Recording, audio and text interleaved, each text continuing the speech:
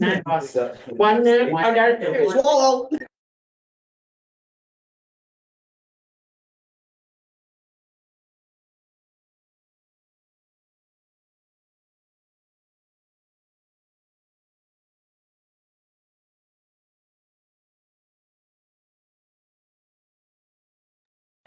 Yeah. I'm gonna start.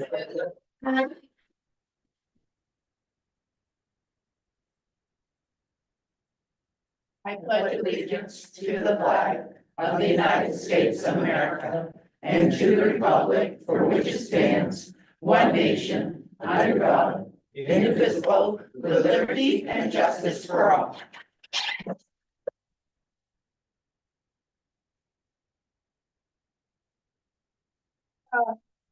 Want to welcome everybody. And so since we don't have microphones today, we're going to be a little louder if possible.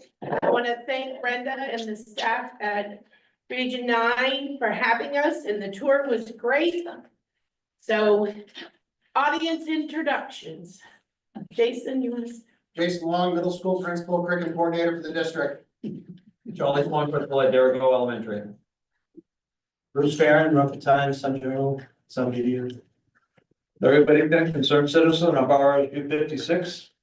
Ian Thompson, Deerfield High School principal. What's it, Holman? Stacy Gilbert, sixth grade teacher at Deerfield Middle School, bar coordinator. Brenda Gammon, director superintendent of Region 9. Welcome, everyone. We do not have any adjustments to the, oh, wait a minute. Oh, she did it too soon. Okey doke, we do. Yeah. Okay, we do have, which is new business number 9, which hopefully, let's make sure number 9 is there. But she probably printed it before it. Oh, so, You can adjust it verbally, so. yes, verbally, it will be number, excuse me, 7. New business, number 9, to approve the Russ grant. Could I have a motion for the adjustment? So moved. It was on the one that was emailed out. It was. Okay, good. This didn't go in that. Okay, good. Yeah. Second, Second. but comments or questions? All those in favor? Opposed? Abstain? Motion carried. Okay. In your, let me take my folder out so I don't keep this. In your folder is the consideration of the minutes of the January 28th, 2025 board meeting. Could I have a motion, please? So moved. And a second? Second. Comments, questions, revisions? I'll give you a minute. I think we get 2 minutes, but. No, I tried to. Here, no. Oh, here they are. It was stuck. We're good. We're good. It was stuck. Sorry, sorry. Right? I didn't get it. I mean, I didn't. Yeah, it was stuck. Sorry. Yes, Kathleen. I had concerns about question 5, particularly whether the balance politically was conservative or liberal. And I don't see the library materials reflecting the more conservative values. And Pam, I think you agreed to send the board by email the list of recent purchases. Oh, I'm sorry. I thought I was sending you upcoming purchases that when they got it organized. Because everything we purchased is online. What's that? If it's all online, then upcoming is probably fine. That's what I thought we would talk about. Yeah.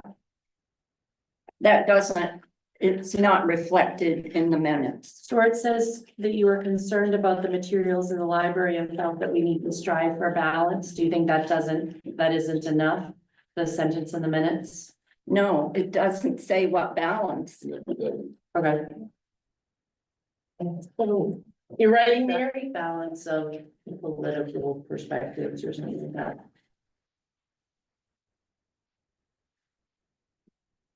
It's down to that, actually. We have to try to balance anything when it comes to the political side.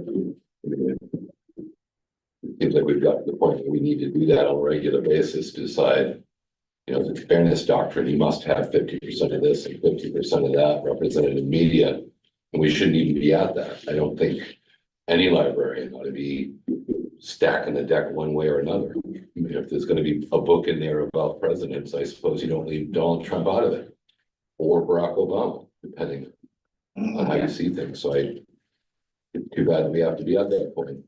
So I did talk to our librarian, shared the concerns with her, and she was like, I didn't really like, they hadn't really thought about like that, like, there wasn't a bent one way or the other. It hadn't been something that, like, looking to see what political content, what side of the aisle this lies on, was not something that she said had ever been used in terms of looking at books. She just looked at like, what are the books what are the holes in our library and what do we need to fill? I think in So- today's society, it's something we really. So she understands that now, and she, I mean, we talked and she knows what was said and what was looking for, so. I'd like the minutes to reflect Pam's understanding of the forward purchases being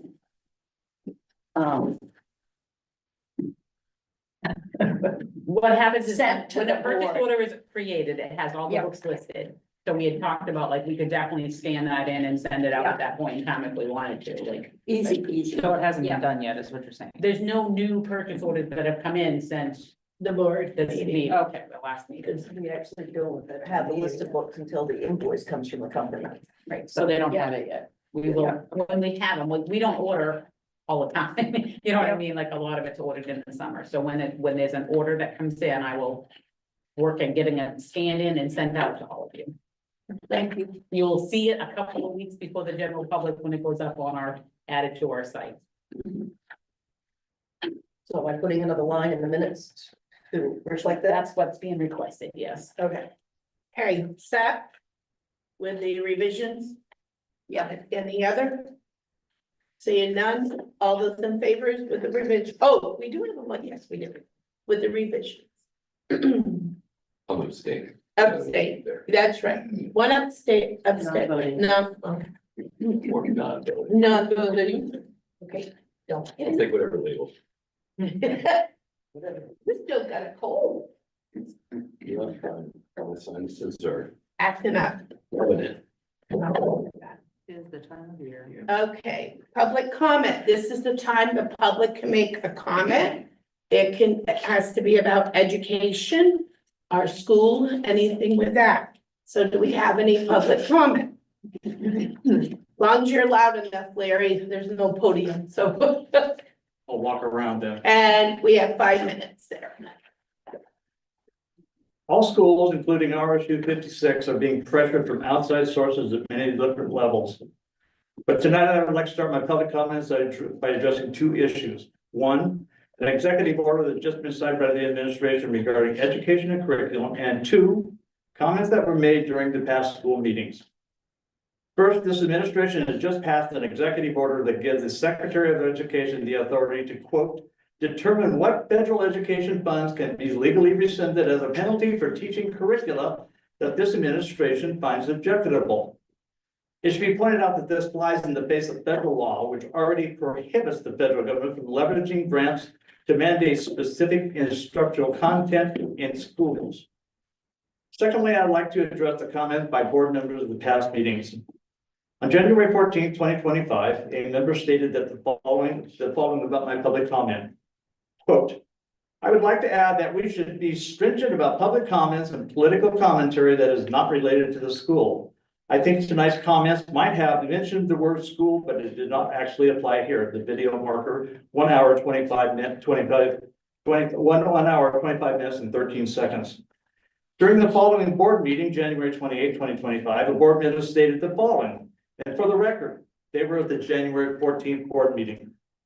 Quote, so I wrote the comment I favor the review of the library materials. I considered concerned that there is so much left-leaning and so much, not so much conservative books in the library. My concern about these statements is twofold. Video marker 35 minutes, 13 seconds. Political nature? Some could argue it either way. But there have been comments voiced by this board in the past that have been political. But the point being, this begs the question, is it appropriate for the school board member that could politicize issues, but as a taxpayer of RSU 56, we should have our voices stifled to what we can and cannot comment? It is my opinion that the school board meeting should not be used for political theater.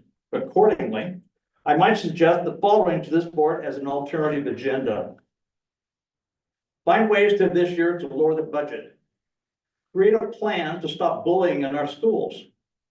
Keep qualified teachers in school by supporting their efforts and not creating barriers. Have discussions on how to improve test scores of our students and not point out blame. Revisit the salary scale of all staff and administration with a meaningful dialogue. Stop threatening the Department of Education and propose a workable solution. Follow the recommendations of the taxpayers of RSU 56. Finally, for the record, the board member that made reference to my public comments on January 14, 2025 being too political and too lengthy. You might review policy BEDH, public participation in board meetings adopted July 11, 2017, which states, during the time allotted for public participation, members of the public may speak on any subject directly related to the operations of school.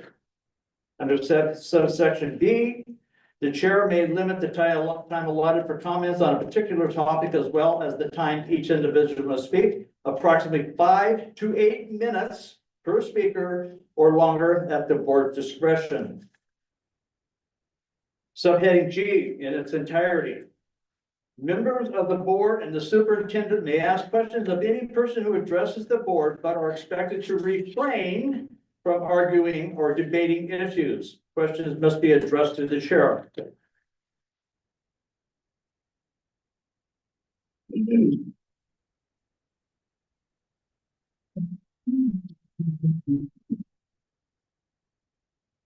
The public comment will be submitted along with the public comment and this question that did follow the guidelines of any subject, and it lasted 5 minutes and 20 seconds according to the video, and did follow school policy reference above.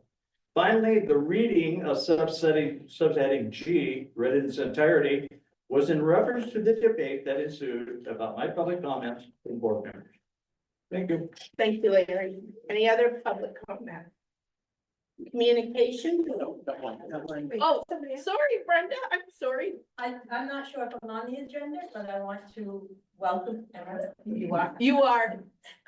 You're gonna be absolutely, you are on the agenda.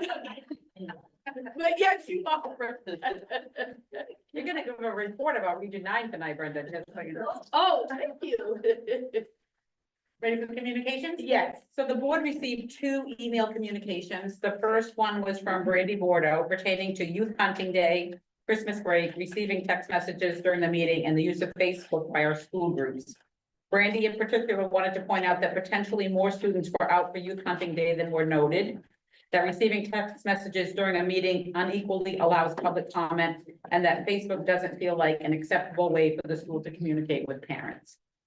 Your second email was from Jeffrey Pelletier, who is the RSU 10 athletic director. He provided accolades to our wrestling team, our wrestling coaches, and to Sarah Thurston as our athletic activities director. It's always a pleasure to hear from other schools that our students and staff are good people on and off the court, field, and in this case, the mat. They exemplify the core values of the RSU 56 strategic plan. They make decisions based on the best interest of our students. They seek to make our Cougar community proud, and they certainly accomplish that at their wrestling meet, and they strive for integrity and excellence. I just wanted to say how nice it is to hear public accolades for our students and our coaches and our athletic director. It really makes me proud, and it should make all of you proud. And I responded to him saying, thank you very much. I know our wrestlers are great, but it's a good wrestling community and it's good to see it continue its reputation of being well deserved. Yeah. Did really well. So, all right, old business? Don't have any because Brenda's gonna do the Region 9 report. Do you tonight, I want me believe. to do, Yes, if you could do. we're gonna put the new hire first and you do have a resume in your packet? Yeah, And this one, yeah, do it. and let's see.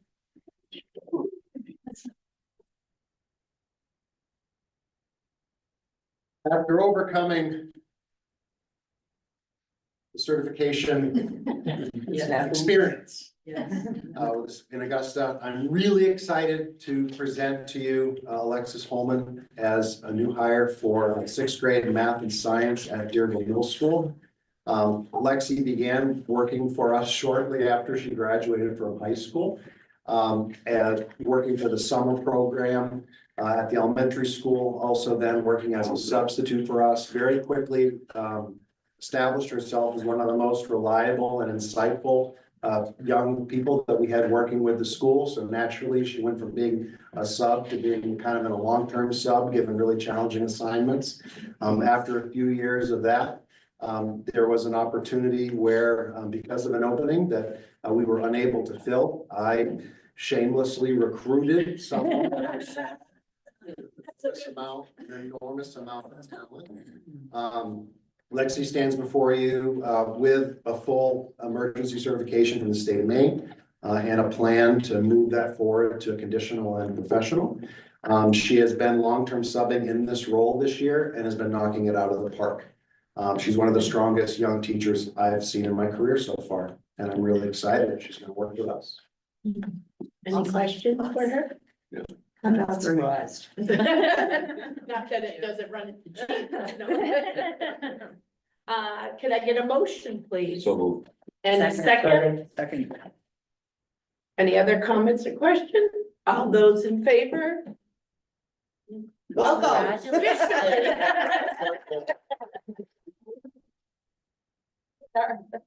Now you can go home, but when Please make sure you send the resumes back around the table, Yes. because that is something we make sure, or put them in your folder. when we need. Yeah, I just wanted. Yeah. That way we know we get. Okey dokey. You're on, Brenda. There's a report, our region. I'm gonna defer it to Bruce first, and then I'll pick up when he's finished. Thank you. So Region 9 met this first Wednesday of each month. We met this past Wednesday. I'm gonna kind of read off a little bit of what we did at our meeting. A lot of it was just, again, normal things, going through the minutes and going through the payroll and looking for any comments or questions. We've had a few different policy meetings. I'm on the finance committee for Region 9. We've started working on the finances and getting things in order to present to the full board once we get everything together. In our staff reports, we had Dr. Murphy, who does our adult ed. He handed out an update of how the program is going. It's moving really well. He's actually been able to help some people achieve their credentials and move forward. We're also eventually looking at, and it's in the works of looking at doing a location in the downtown Rumford area, so that we'd have a satellite area for the adult education. We're looking at the superintendents met with our director. They've been working on their credentials, which are basically what we're looking for is to see what each student would get for accreditations when they came and took any programs at the school. Our cooperative agreement is to a point where it says that we do need to have credentials that is going to show you what you're going to get for each program.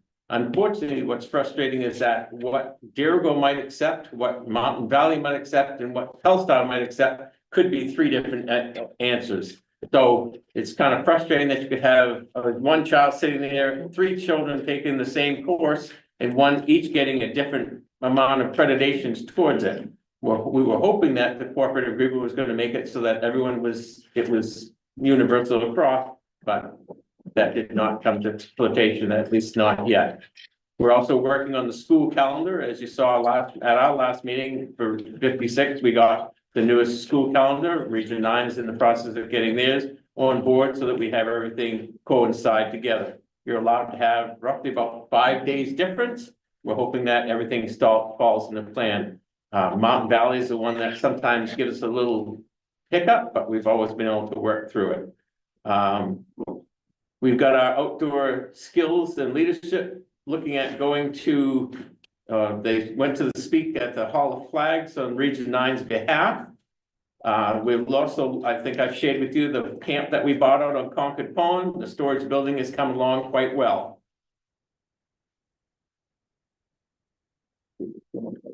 Welding and culinary buildings, as you all got a tour of it tonight. What we're doing is we're in the process of, as you can see, we had hoped that everything was going to be done by the end of this last calendar year. As you can see, they are not complete.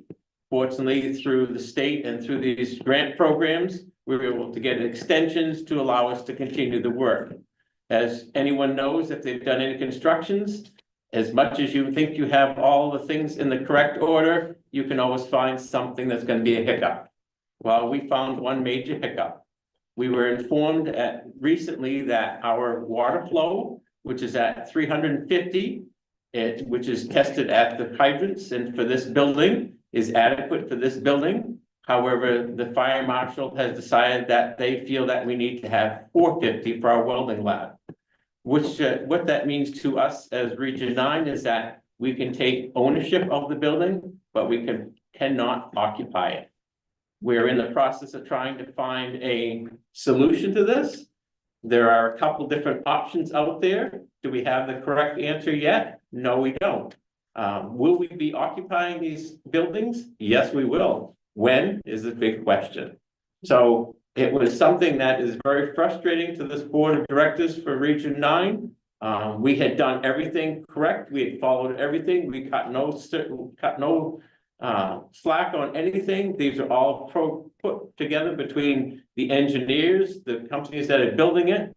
We were signed off by our building permits, by our fire marshals, by our state fire marshal, and now we're being told it's not acceptable. So we're looking for answers. We're trying to find a solution.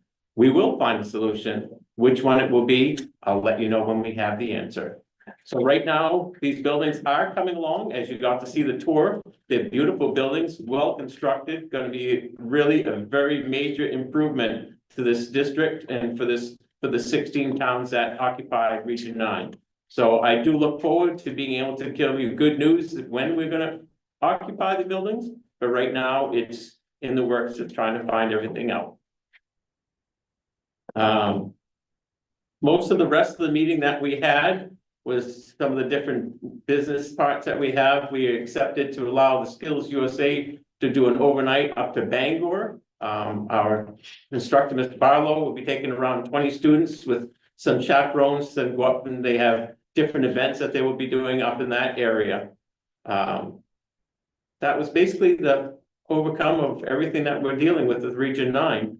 As you can see, the facility itself and what we've got out there is structure-wise is there. Like I said, we had followed all our directions that we were informed, all the things that we were supposed to do. We were informed by our architect of buying a pump that was not even in our plans to rectify the problems. We've done everything that they've asked us to do, and now we're being told that we need to do more. So as soon as we have the answers and have the solution, which we have a couple out there, and then we can move forward to see what we're gonna do. Any questions for Bruce? Yeah, I have a question. Go ahead. We have a question. So the fire marshal originally approved it. Is it the same fire marshal who's now telling you it's not enough? To the best of my knowledge, yes. What's he getting out of this deal? Let me have Brenda finish in case I missed anything. Okay, so that's the hot topic, I'm sure, tonight. Before I get there, I'd just like to cover a couple more things and then we'll get to that topic. I want to thank Bruce for his monthly, but I'm not sure how many times he reports out on Region 9 to you folks, but I understand he does cover us quite well to you guys. So we are excited. For those of you that don't know me, this is my 18th year here at Region 9. Oh, my Lord. Yeah.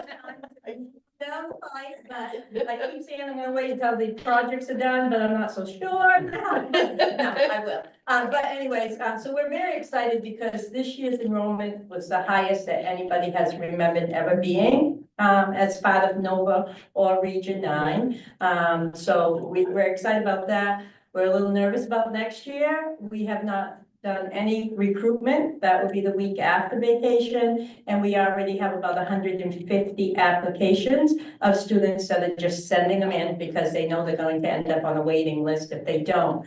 And of those, it's about 50-50 brand new students versus returning students. So we're excited. We're nervous, but we're excited. It's a good excitement to have. We have also been working with administration, curriculum coordinators, as Bruce alluded to, the new law in the state of Maine that students who attend CTE schools need to be able to earn some core credits. The law, in my opinion only, did not quite go far enough. I feel that it would be nice if all of these schools in the same CTE catchment area would agree on this. So as Bruce said, we may have students from all three schools earning different credits, but doing the same work. So we're working on that equity. I want to give kudos to your administration, and especially Jason Long. He has put in hours with us, hours. And I need to thank him, our students need to thank him, and our staff need to thank him because definitely has gone way above. He's sharing it with the other districts. We're hoping they kind of tag along. I know he's going to do a presentation later, so I won't take much more of his limelight. So this law requires this to be in our cooperative agreement, which you folks will all get a new copy that you have to approve. That cooperative agreement also lays out things like how many board members from each district, how many voting points that you get, things like that. So that you probably, we're hoping that you will see that within the next 2 to 3 months, so we can get that turned into the state. The Hollow Flag conversation is tomorrow, actually. We have a student representing Region 9, out of Derigo, actually, a Derigo student that will be speaking at the Hollow Flags, so tomorrow. So we're excited about that. And so I think that's probably, just in case you don't know, we have from preschool to adult ed here. So we have from 3-year-olds to 83-year-olds in this building besides truck driving. So it's an exciting place to learn and work. Now back to the hot topic of the evening and the month. Yeah, this is definitely a hiccup. So to your question about who signed the permits, yes. So early on, I questioned, Brian sat in on those meetings, a lot of my board members sat in on those meetings, and I put it right out to the engineers, do we have enough water flow? Of course. And I said, well, I'm gonna question that again to you folks, because we wanted to put a fire hydrant in about 5 years ago, and we were told we couldn't, because we're at the end of the pipe down here, and the water flow is not enough. And when I brought that up in the meeting, I was told, no, that's not the case. It was because it had to be needed. Well, you know, we can all stand here and point fingers, but that's not going to find the solution. And when our engineers and contractors are gone, we also have to live here, whether it's the water district, the fire department, Region 9, we're all in Mexico. So we need to find a way to solve this. It is a big hit, I will admit that. It's devastating to us here at Region 9. We, like Bruce said, we should be able to take ownership within the next month.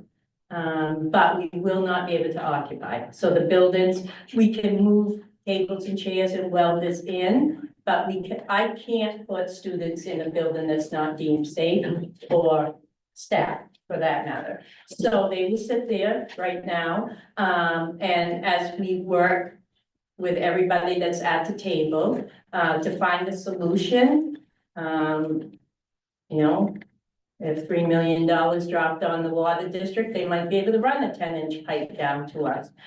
They have a 10-inch pipe from, like, as far as Walmart, but Region 9 is at the end of that water pipe. And the flow test they do right out here at Ware Butler, that's our closest hydrant to us, is, like Bruce said, 350 gallons per minute. but the welding building puts it at a different level, and so we need more.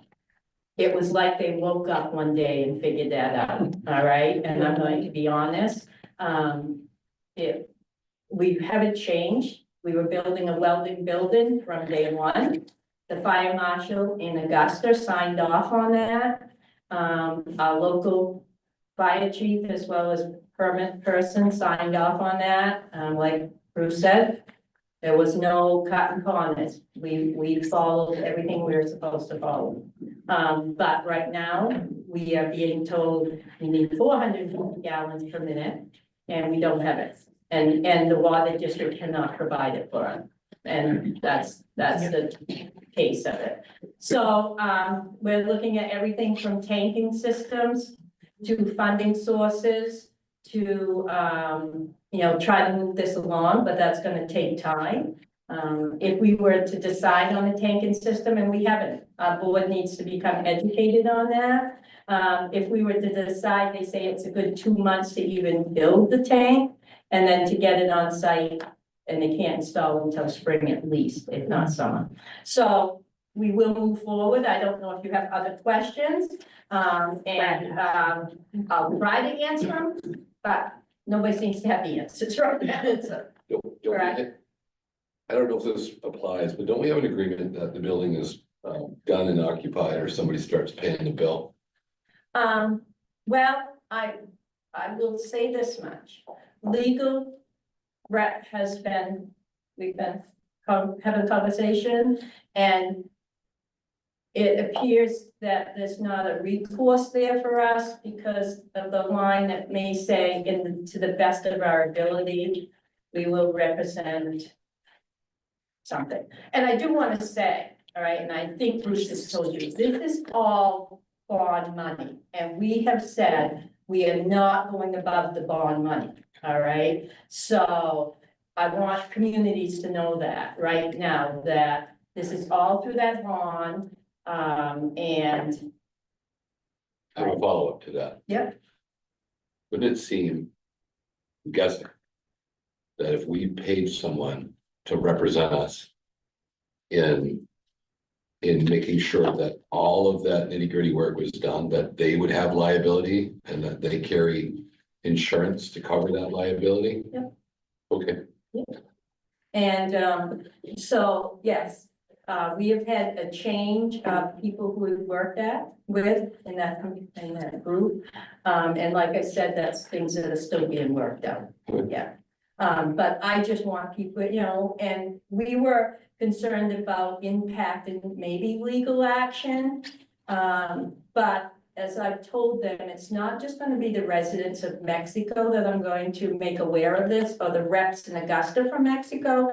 It's everybody that represents the 16 communities. Bixby, Crew, Camp Carthage being 4 of them that we serve. So, the superintendents are aware of it now. We're trying to share this. Maybe somebody's more educated on water tanks than Brenda Gammon is. That's not a maybe, I am sure. But I'm learning as I go. And my board has really been supportive. It's a lot of late nights, and I had brown hair when this year started. Not really, but okay. Liz, did you say that the representatives of the area are aware? No, we have not written letters yet, but I'm sure as the newspaper starts reporting, people will start contacting me. But we have drafted a letter and a statement. I can tell you, Department of Ed, the CTE, Career and Tech Division, he comes to our meetings every Wednesday, very aware. They are sharing it in Augusta. This is a major blow to us, and they're trying, it's not like a school building, like when they built DES, but that's a different funding source, all right? So it's not like we can go down there and say, hey, is there a couple $1 million extra in that kitty that you can share with us? This is a totally different funding source, and so there's no extra funds for this. The last thing I wanted to point out is that, to make everybody aware, is that we were as blindsided by this revelation as everyone else, and that was sharing with you. Just want to make sure that people don't think that we've known this since day one and we've been just like figuring it was gonna resolve itself. We were planning, we had actually had high hopes that we were gonna be putting our students in these new facilities in this spring semester. Well, of course, we kept saying, well, we were not gonna be able to do it because these projects just aren't done. But now to find this part of it out at this late in the game, again, like Brenda said, and it's like I've alluded, we've done everything that we've been told to do above and beyond.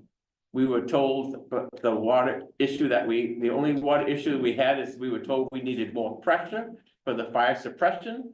We did not have anywhere in our plans to buy a pump, but we found ways to turn money towards the pump and had a pump built and made and put it installed. And now all of a sudden we're being told that it's not the pressure, it's not the pump, it's not enough gallons coming out through. So now we're trying to find out how we're gonna correct this problem. So before, I know you have a time limit, so before I be quiet, I just want to invite any of you, if you ever want to tour Region 9, it's great if you can come when students are here and you can actually see you can come anytime, but I would invite you all to come and visit us, hang with us for a little while and see the amazing. I like to put this over on the shelf and talk about the amazing staff and students that we have here. Thank you, Brenda. Oh, It's okay. Julie? As a board, what can we do to support Region 9 during this chaos? I think Bruce will keep you updated. I think once we're able to, start drafting letters, just having conversations, and just know that we're going to figure this out. But as Bruce says, we don't know when we're going to figure this out. But if like I said before, and I'm not kidding, if anybody has any expertise in this area of water tanking and should we go that route, should we not go that route, reach out to me. We'd love to have you come to a meeting and just share what you may know. So. Thank you. All right, Charles, you're up. All right, so I get the pleasure of starting the budget process with all of you tonight. And I'm gonna walk through just kind of an overview, and that's what we do every year when we start the process. Jason, Kayla, and I will go through kind of an overview, hit some highlights of some things you'll see as the kind of the budget move forward and you get them in your hands eventually, and give you a chance to ask any initial questions from what you see in this budget. So I just want to start with a mission statement at Darragh Elementary School, which says Darragh Elementary School prepares all of our students to be safe, respectful, and responsible citizens who are motivated to be lifelong learners. And so one of our goals, and one of my goals as principal, is to start there and look at that as my lens when I look at anything, including our budget.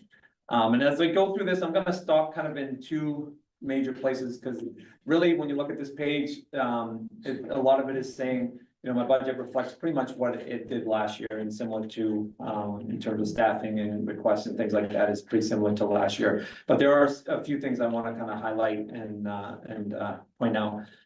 So first of all, the first one under there, under A, is enrollment, and our enrollment is down. We're at 321 right now. In 2019, I think, or 18 or 19, we were at just over 400. So we have had a decline of about 80 students over the course of those 6 years. And so I also printed on the back, or on the other sheet, you should see an enrollment by grade. And you can, as you look at that, you can see that there are certainly some grade pockets that are smaller, that are in the 45 range versus the 50 to 55 or 60 range, which we've had in the past. One of the reasons our enrollment is down is because we sent one of our largest groups to the middle school last year. Our last year's 5th grade group was the largest in the building with over 60 kids.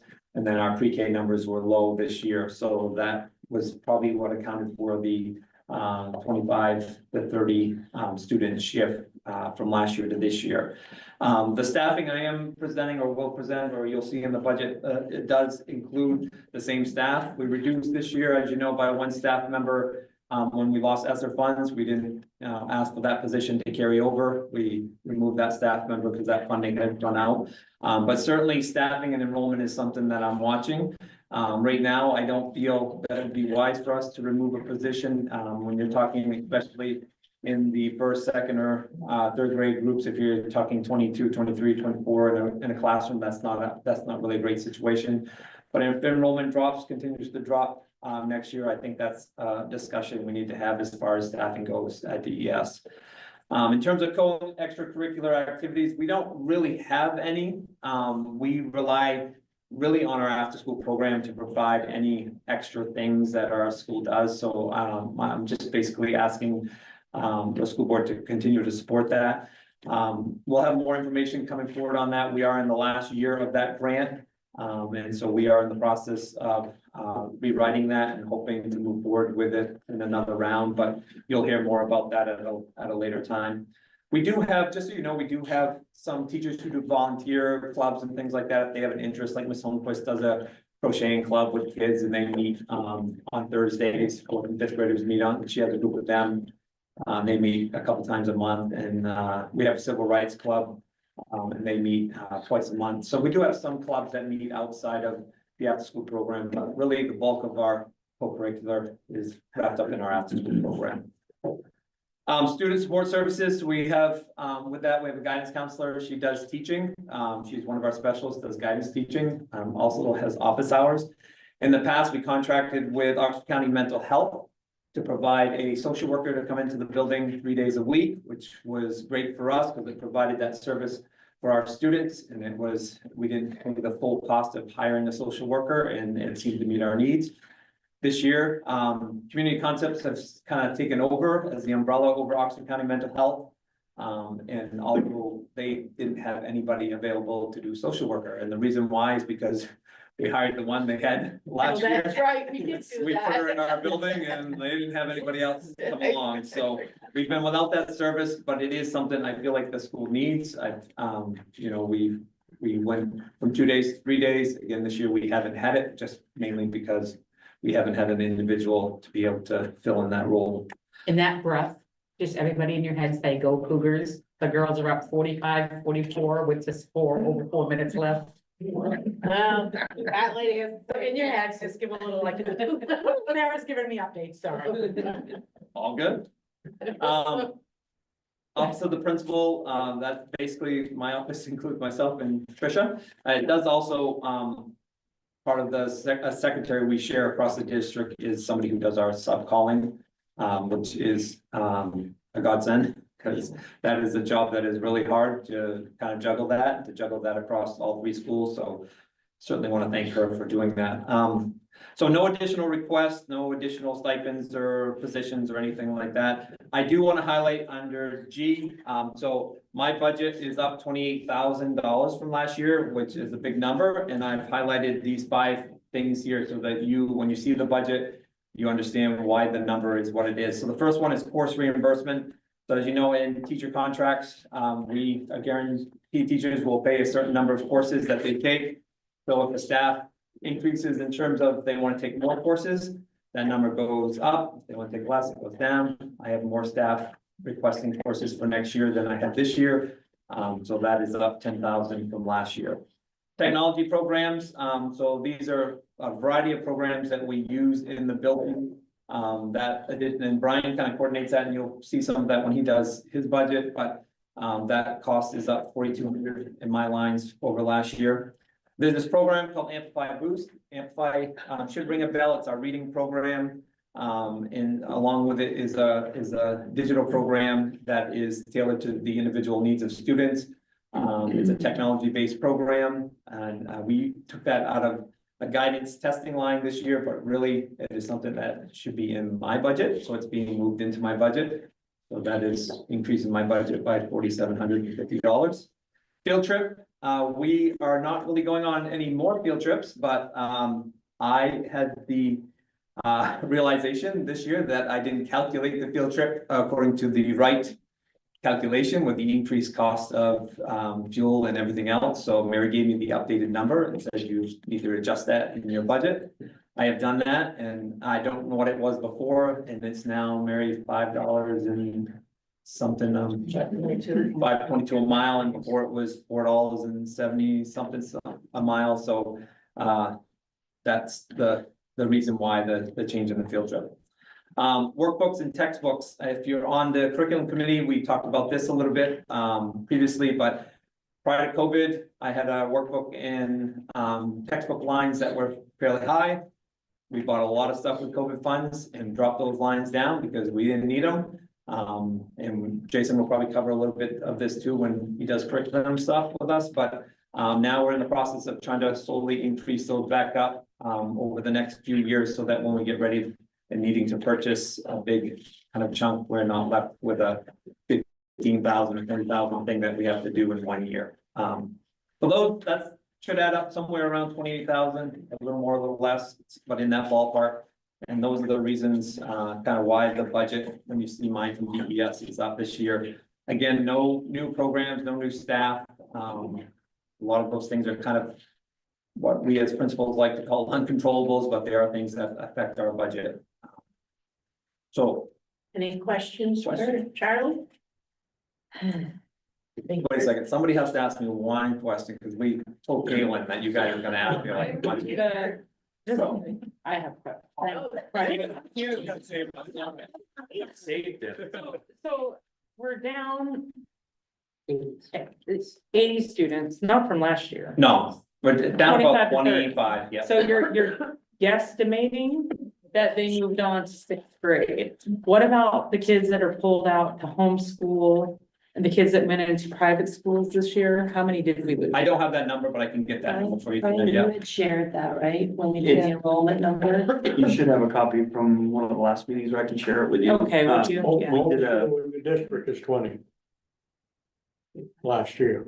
What did you say? Homeschool in the district was 20 is what he said this year. Right, Wasn't it I don't know about the private school. I asked that question last year and you give me the information. Yeah, but I know we Fact have is, we more, broke it down for each but town. we have more out this year because there's a new private school that opened and I know quite a few of our students went there. Yeah, I don't have the numbers, I would be guessing. I know I I was have, curious. I know I have some students that have gone to that, but I can't give you the numbers. But Yeah. I will point out with that pre-K, if you're looking at this chart, the pre-K and K have a question mark under, because last year we had fairly low pre-K numbers and then we had 15 kids enroll in K over the summer. So our K went from looking like a pretty small group to being one of the bigger groups in the school. We started our pre-K enrollment already. We try to do it early so that I can prepare for the number. We have about 20 signed up, which is a pretty healthy number. Our total is 32 that we can fit in our current 2 programs. So it's a pretty healthy number for early on, versus I'm expecting with that number that we will get close to that 32 mark this year. Brad? I have one question. Where'd you get that sweater? Days. That's cool. Was that the question? It's my new you were gonna market. have asked? It's my new market. Get out of here. Bruce? So with your enrollment having declined, and it seems like it's been a little slow, slippery slide going down, when does it come to a breaking point when we start talking about reducing staff? Yeah, I think, when we have our grades that are at 40 or below 40, that's when I feel like that can be in two classrooms versus 3 classrooms, according to kind of the numbers we've worked with. And keeping it, trying to keep it under 20 in our lower grades for sure. So if we were a few years ago, had 80 more students, have we decreased already some staff? We did one this year. It was a staff member we had added with COVID funds, and we've decreased them this year. And we've had more, but didn't when somebody retired, we didn't hire. So I think from the time I started till now, we might be down 2. And the number has fluctuated from when I first started at 360 up to 400 and now down to 320. So it's kind of gone in this. And what I'm really looking for, Bruce, is a continuous trend. So like if you notice, first grade is now back up to 50 and 60. So we had a couple years there where it looked like, yep, this is the trend we are on. It's going to be about 45 to 50 kids in a group in each grade level. And then kindergarten shot us back up again. So I'm kind of trying to look at a long-term trend there to see when we start cutting a position. I have a position right now that I kind of float between grades when there's a higher pocket in grades. That person has landed in kindergarten this year, because otherwise we would have had a high number with all the people that enrolled there. So that's the position that probably, next year or the year after, the trend continues, that would be the position we would look at removing. Thank you, if you want. Any other questions for Charlie? Yeah, nice shirt. Thank Minute left. I don't remember the shirt. All right, Jason. I hurt my back walking my dog behind my I house. was- That's always a good excuse. Yeah. I person I was gonna go. It's a big dog, it's a Great Yeah. Dane dog, and his name's Benny. Oh, big. Yeah. So, try to follow on the same format across all three buildings. As you can see, there's the mission of the middle school. It's been in place since long before I arrived there. I'm gonna move forward to basically the budget. Our numbers, as Charlie said, there was that sort of bubble population that is now coming up through our buildings. So our numbers are actually more around 180. And so that's higher than it was a few years ago, but holding steady in that way. My recommendation is to maintain our current staffing level. That's 9 full-time regular teachers, 2 interventionists, who's an ed tech position. 2 positions that we share with the high school, which is actually a cut. This year was the first year we shared 2 positions instead of 3. So we've been running the building with more kids and fewer people this year. And co-curricular, extracurricular activities, I hope we're able to maintain the current level. Our athletics are really well attended, and when there are opportunities, because they're, it's not full by 6, 7, 8, as you know, 5th graders can join in those situations, and so that's great. Student support services. We cut last year because of the loss of COVID fund into this year from having a full-time school nurse. Now we share a school nurse with the high school. Working hard to make that work. Our social worker is a contracted service. And then, of course, we also share an ed tech with the high school to oversee our library. The librarian is stationed at the elementary school. Office of the principal. I work 100% of the time for you and I'm 75% the middle school principal. And my administrative assistant is in the same boat because we share those duties. I recommend that you don't fire me. So I put that there. Additional requests, I'm not making any additional requests. We do use other funding sources for a lot of our special events. Our Veterans Day brunch, which has become an annual tradition, is funded by our PTO through fundraising. Our Diversity Day, each year we find different funding sources. This year, Oxford County Federal Credit Union gave us $1,200 so that we were able to bring in a dance troupe that did their thing, and that was great. And our food pantry on the go toes actually just dropped off a bunch of food for us to be able to maintain our food pantry. So we are lucky that we have the support of community organizations. When I make a phone call, people say sure, and that's a beautiful thing. I have a good track record of coming in at 0, and I really tried. I cut in some places knowing I had to raise in others, but this is the net effect I have to start with. I am up under my controllables, $8,464, and here's the reason why. Staff training, as Charlie had said, I have an increase in requests. It's actually not a dramatic increase, it's $3,909. But it's important to point out that when you hire new staff who are still working on their conditional and professional certifications, you have to be prepared to support them in that process. Our technology costs are slated to be up by $4,200. That's the same price as the elementary, so it's gonna be something. Yeah, Brian put that there and I didn't ask questions. Pam, you look excited. I'm sorry, just one. Go Cougars. That's awesome. That is awesome. It's been a long time. Yeah, those middle school sports programs are built programs up to varsity level. Instructional resources. So those are up $4,800 from last year. And these are lines in my budget that used to be more than they are now, they were reduced during COVID because we were able to use COVID funds to make some of those purchases. And it is not my aim to make one giant dramatic increase to sort of go back to what we had prior to COVID. I want to do something gradual, and I've been mindful, and I'll talk about this as your curriculum coordinator later. I've been mindful to build inventory. so that as we sort of come out of that era of federal funding, we're not shocking our taxpayers, and we're also not setting ourselves up for being ill-equipped to meet the needs of our kids. So that number reflects an increase in textbook funding as part of a multi-year process. And then there's an expiring software license. It's a program called iExcel. It's used primarily for math practice. And that's something that we have in the past been able to use either, a variety of special funding sources to kind of secure that. And we used to save money by bundling multiple years. So I would try to plan that to bundle multiple years. Auditors don't love that. Auditors want each year to be that year's services. And there's no longer any real savings when you bundle with this particular software company. So into the budget. Now, what I tried to do is pay for that as much as I could. So I've cut pretty much all field trips. Some transportation for special things. Like our trip to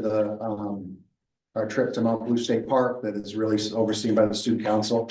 But some of the other things that we've had in the budget prior to, co-curricular trips, regular field trip funds, I've eliminated them. I cut our building tutoring line in half. And found some other places where I could save a little bit, again, trying to offset what I knew going into this process I would have to increase. So really and truly the top figure is more so reflective of technology costs that I can't control. And the fact that when you hire staff who are young in their careers, they have to take classes. And we have to pay for that as part of the contract. And I don't want to be caught not having enough there. On the back page, you'll see that is our current staffing at the middle school. So this obviously doesn't include special ed staff, but I feel like when you come into the building, you feel like there are more adults than just what you see here. But I do think that it's worth pointing out that when the essential programs and services figure tells you the bare minimum of the number of grown-ups you need teaching kids, that's pretty much what we operate at the middle school. And based on the cuts that had to happen last year, I have some periods right now that are being supervised by Ed Tech Freeze. We can't issue grades for those classes. They're intervention blocks, so that's okay. Like it makes pedagogical sense. But already as it is right now, I have classes where I don't have certified teachers as the lead. I have ed techs providing intervention service as a full instructional period. Any questions about the middle school? I have a question, not directly related to the budget, but kind of. Okay. How are, with everything coming out in the news and our test scores being so low, how do we stack up as a school? Sure. Pretty good, or are we kind of lower than expected?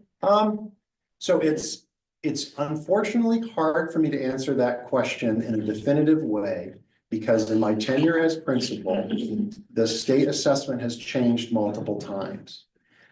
What I can tell you is that when we first became a district, the middle school had the lowest scores in Oxford County based on what the state assessment was. And that the lap in I think it was 2019, but whatever the year was right before COVID, so spring 2019, we had risen to, I think we were in the top 3. And I say that because it was like the test changed 3 times. Right. So I can't say we went from a 50 to a 56 because it's just sort of like relative to the other people in your county. Different benchmarks everywhere. Yeah. Yeah. And I don't know where we would stand right now. The figures that came from last spring were delayed in their release, and the main DOE was public about some questions about that data. I absolutely feel it's important to be accountable. And this spring, when we have our spring results, I intend to come forward and present on behalf of the entire district. We just took our winter NWEAs, and I can tell you that we saw more growth this winter than last winter in terms of fall to winter growth. And the same went for reading. But I will also tell you that I really put together a bribe for the kids on the test, where we have a school-wide incentive system. And if however many points of growth they had from fall to winter, they got to apply that towards a chance to have an activity in the gym or something. I fully support your decision. Thank you. I feel like we have a long way to go. We absolutely have Yeah. a long way to go. I am nowhere near satisfied. Mrs. Gilbert is behind me. I'm sure she's shaking her head right now. No one's higher standards than Stacy Gilbert. We expect better from our students than what we are currently doing, but it doesn't, it's not a snap of the fingers kind of thing. And we are frankly still coming out of the reality of COVID. And the fact that we have kids with all kinds of strange gaps, and we're trying to figure out how to meet their needs. And a lot of their needs are behavioral. And it's hard to effectively instruct in an environment where your kids were socially delayed by a couple of years. That's not an excuse, that's just a fact. Like, that's what I'm spending my time on. We're a bar school where we're using all of our PD time, coordinating, talking about kids. How can we try to get them in a position to be more successful in the classroom and less disruptive to their peers? We're gonna keep trying. Thank you. Bruce? Do you have a breakdown of how many students you have in each of the grades? I mean, you just gave us an overview of how much is in the school. I Sure, mean, you talked about a bubble in whatever grades. sure, yep. So off the top of my head, I think that my sixth grade, they're all around 60. Okay. I think that my eighth grade is the lowest. My eighth grade, I think, is at 56. And then my seventh grade is the largest. I think they're 62.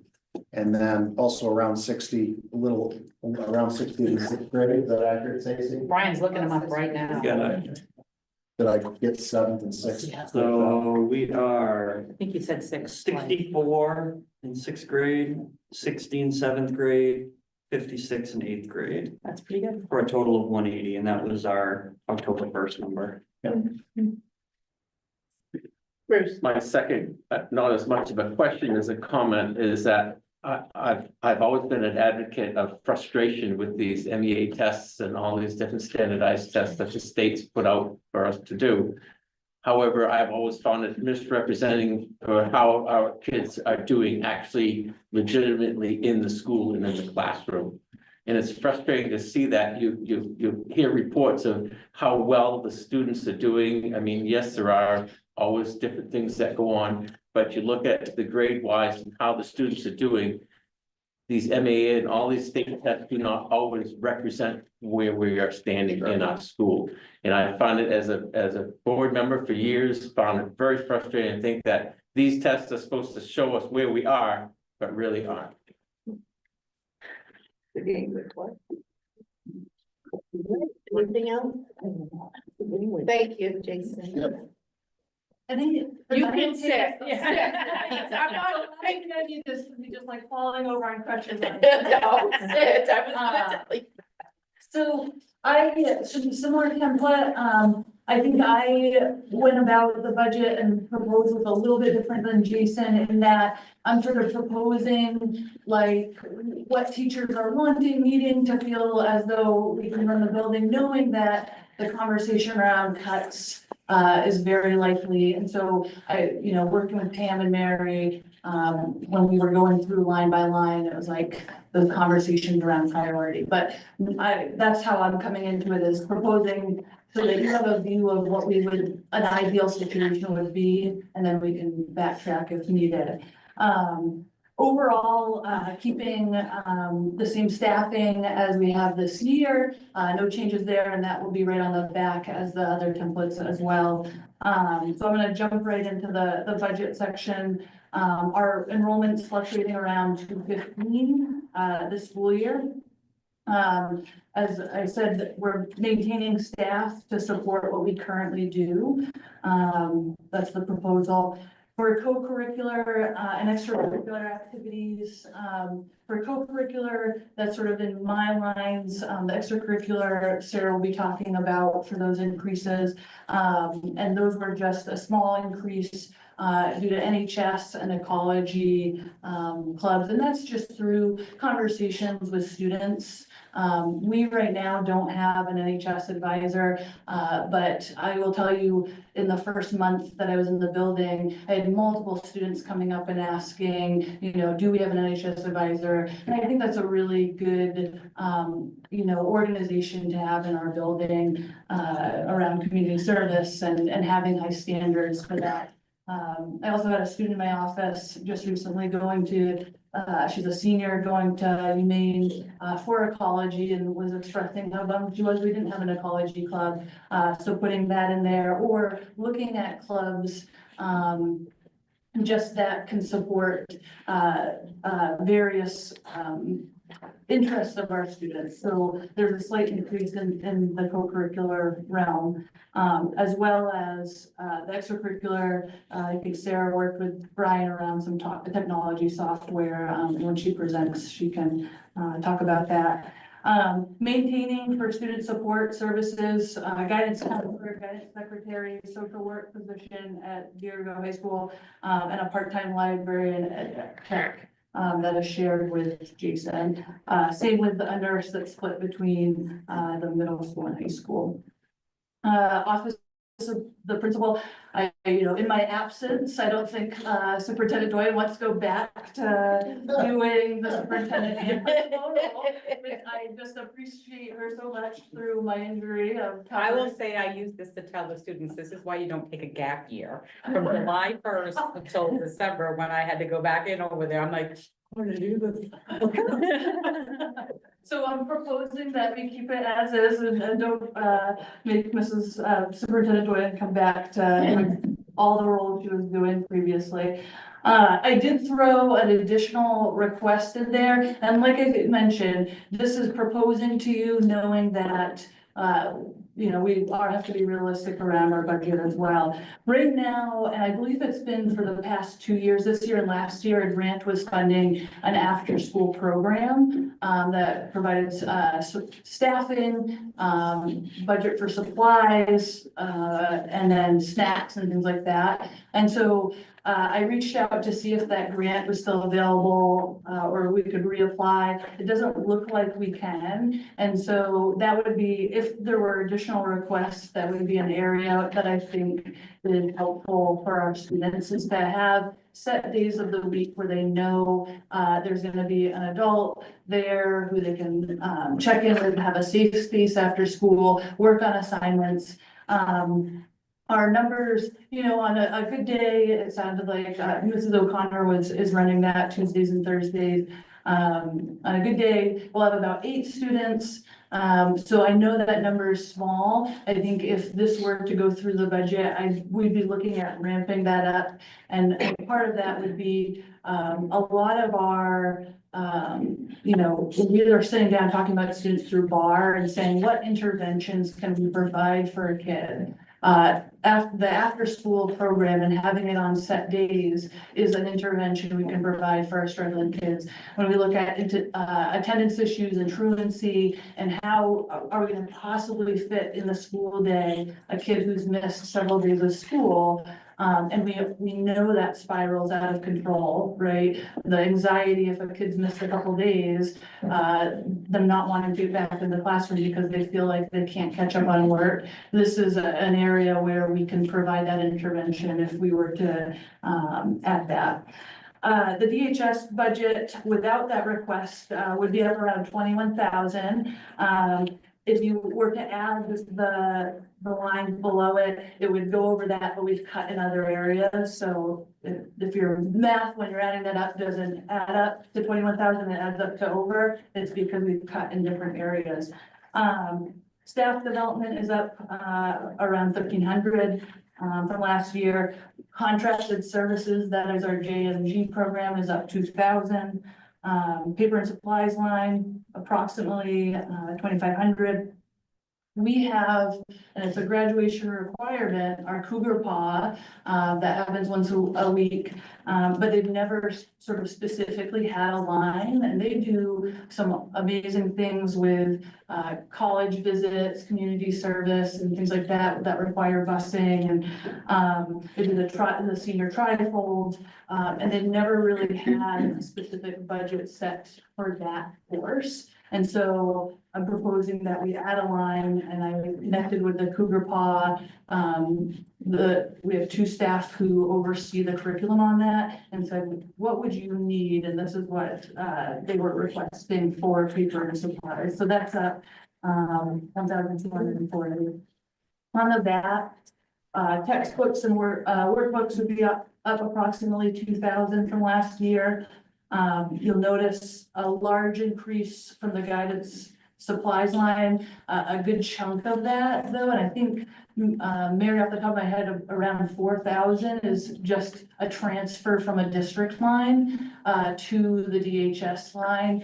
And it was around PSATs and SAT testing. That's been paid out of the district line, and I was asked, can our guidance have that so we can be more accountable and like know, of what, so that I can see that line and we can, when we're ordering those tests, I know what we have in that line, and it's just easier access than me having to go to Mary every time. Mary's been wonderful. She's answered every single one of my 1,000,000 questions through this process, so I appreciate that. And if I can take one question away from her, that's what the increase would be on that line. For guidance, software maintenance, increased by 4,200. That's a Brian thing, so if you have questions about that.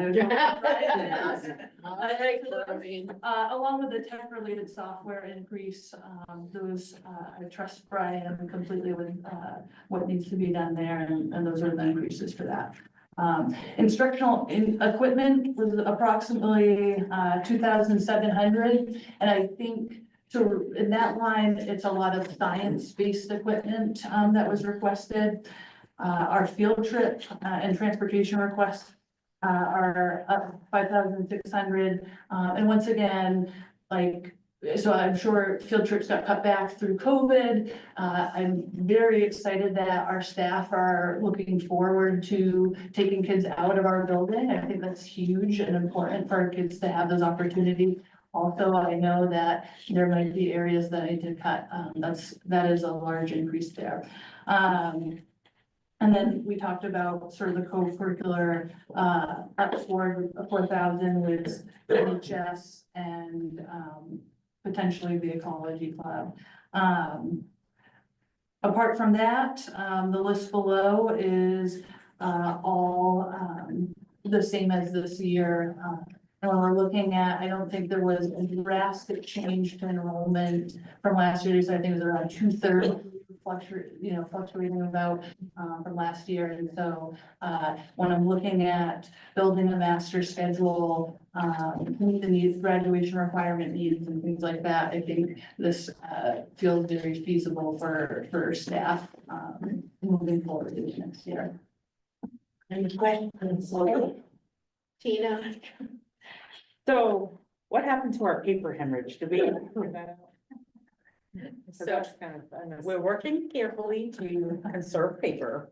So I just want to be clear, like I sent out an email because we have, it was using way more paper than we have in the past. So some people have seen that. We are not in a crisis where we have to go out and do a paper drive or anything. But I just wanted to let people know that we are already past our allocated pallets of paper, so we are okay. We will continue to have paper as needed, but. Apparently, it's the most impactful email ever. It's an email that staff don't really like to see, so Okay. it's a lot of traffic. So I have some concerns. I mean, I know that things costs go up, but we increased our budget significantly last year to cover all of this, and it was passed on to the taxpayers. We made them, we let them make the decision on if we were doing this or not. How do we think that the taxpayers are gonna take another request for an increase this year? So we know going into a budget that there's going to be an increase. And you know what I mean? Like the Right. board has to determine like what type of increase are you comfortable asking the public for? And then the administrative team will go back and do the cuts that we need to do to come in where you think we need to be. I think a it's lot of money. Yeah, it's always a lot of money. Like, if you think about your, I'm just gonna say it, if you think about your household costs right now, Mhm. you go to the grocery store, it costs a lot more. Same thing for us when we're ordering supplies for our schools. They're gonna cost more. Pam. What's that? I can't work anymore. I totally get that. And I have already talked to the administrative team, like, Mary is putting them all together over break. And she knows, she keeps saying, I'll be at the people on Monday morning after break. What's my time, what's my number, budget to budget?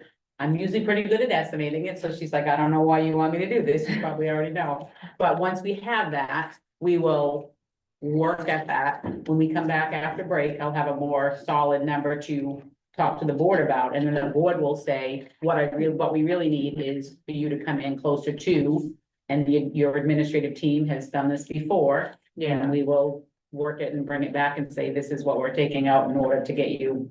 But basically, what you're hearing in these requests are not a lot of add-ons, like they're tiny. I chips get of that, money. and I know that costs have gone up everywhere, so I do get that. Yeah, I just don't want anybody to think that we're gonna come in at a 0% budget. Like, Right, that's right. not even feasible when you think about contracts that if we have to, you know, they're going up each year, and when you think about the cost of materials, they're going up. We're gonna have to plow over the football field, grow our own food.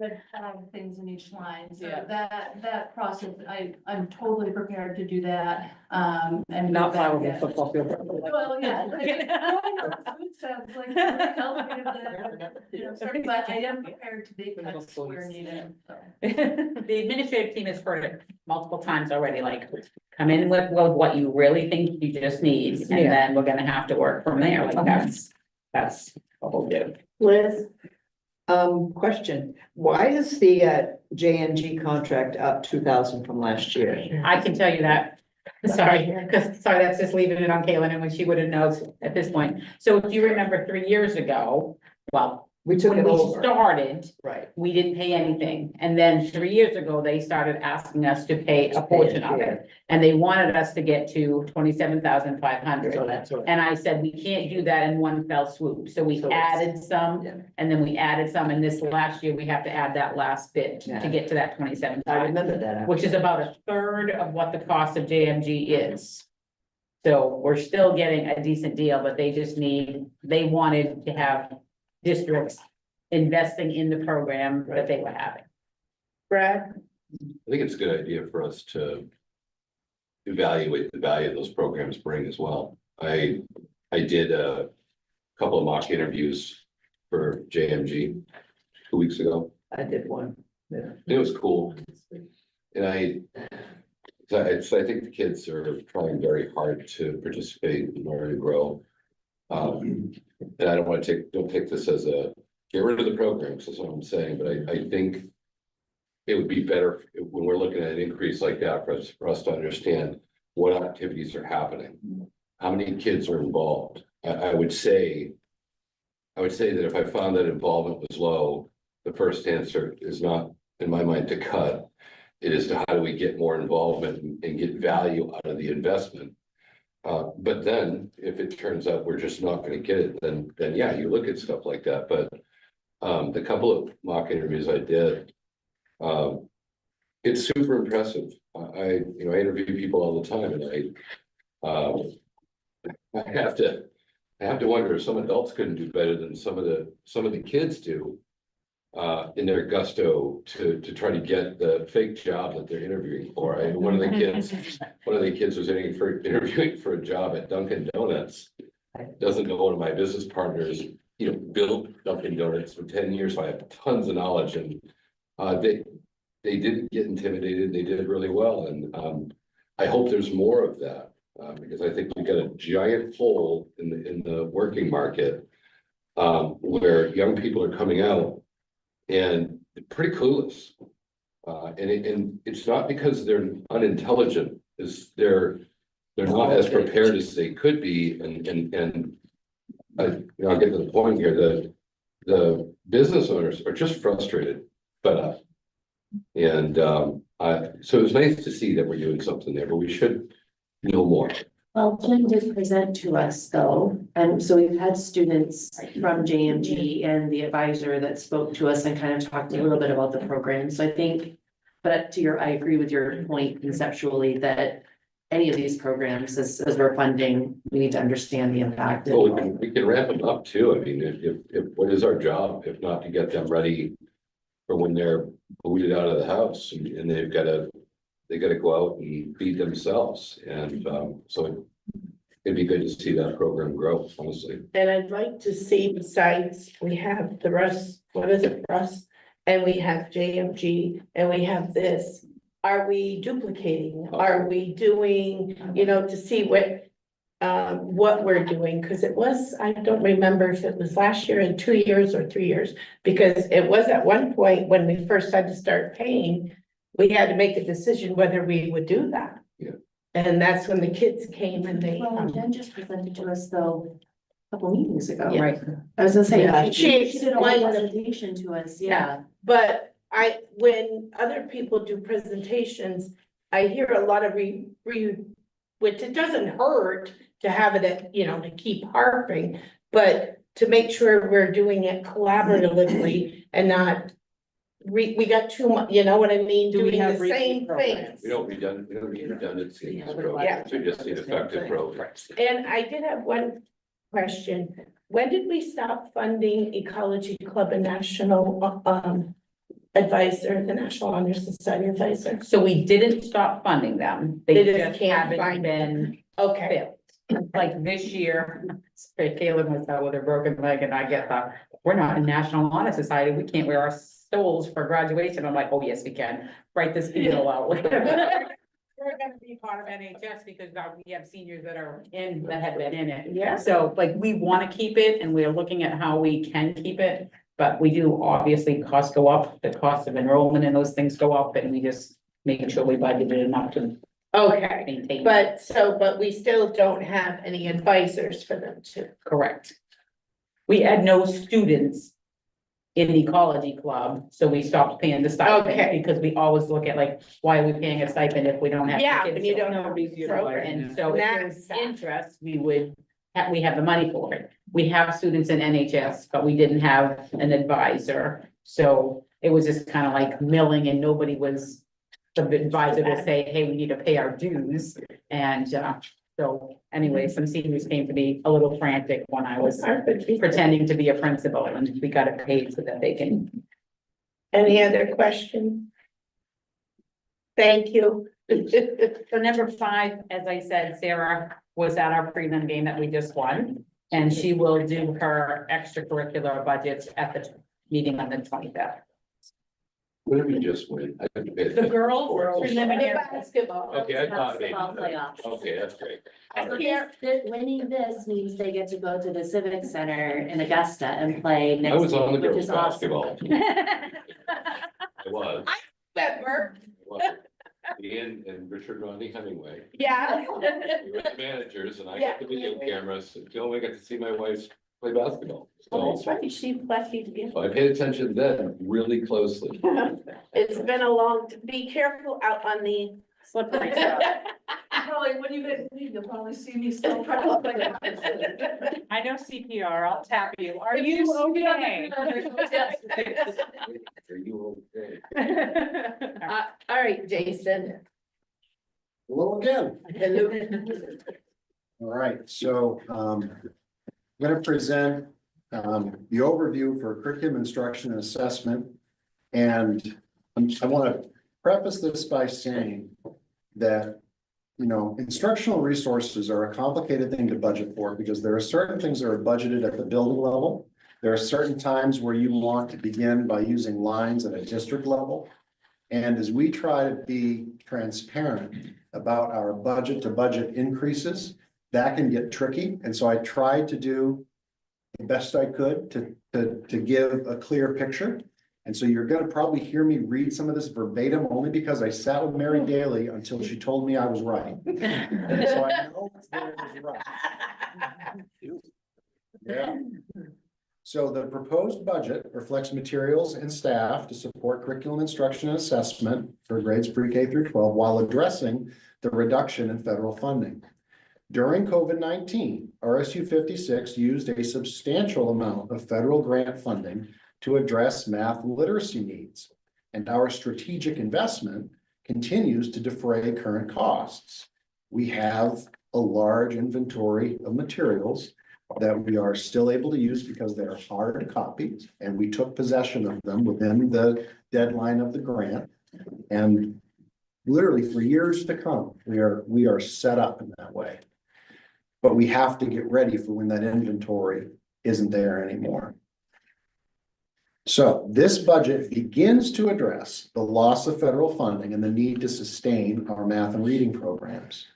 So here's where the math gets tricky. The non-salary lines below, plus the $2,800 for college board assessments that are now, as Caitlin explained, are now in the high school cost center where they really should have been probably in the beginning, add up together to $30,528.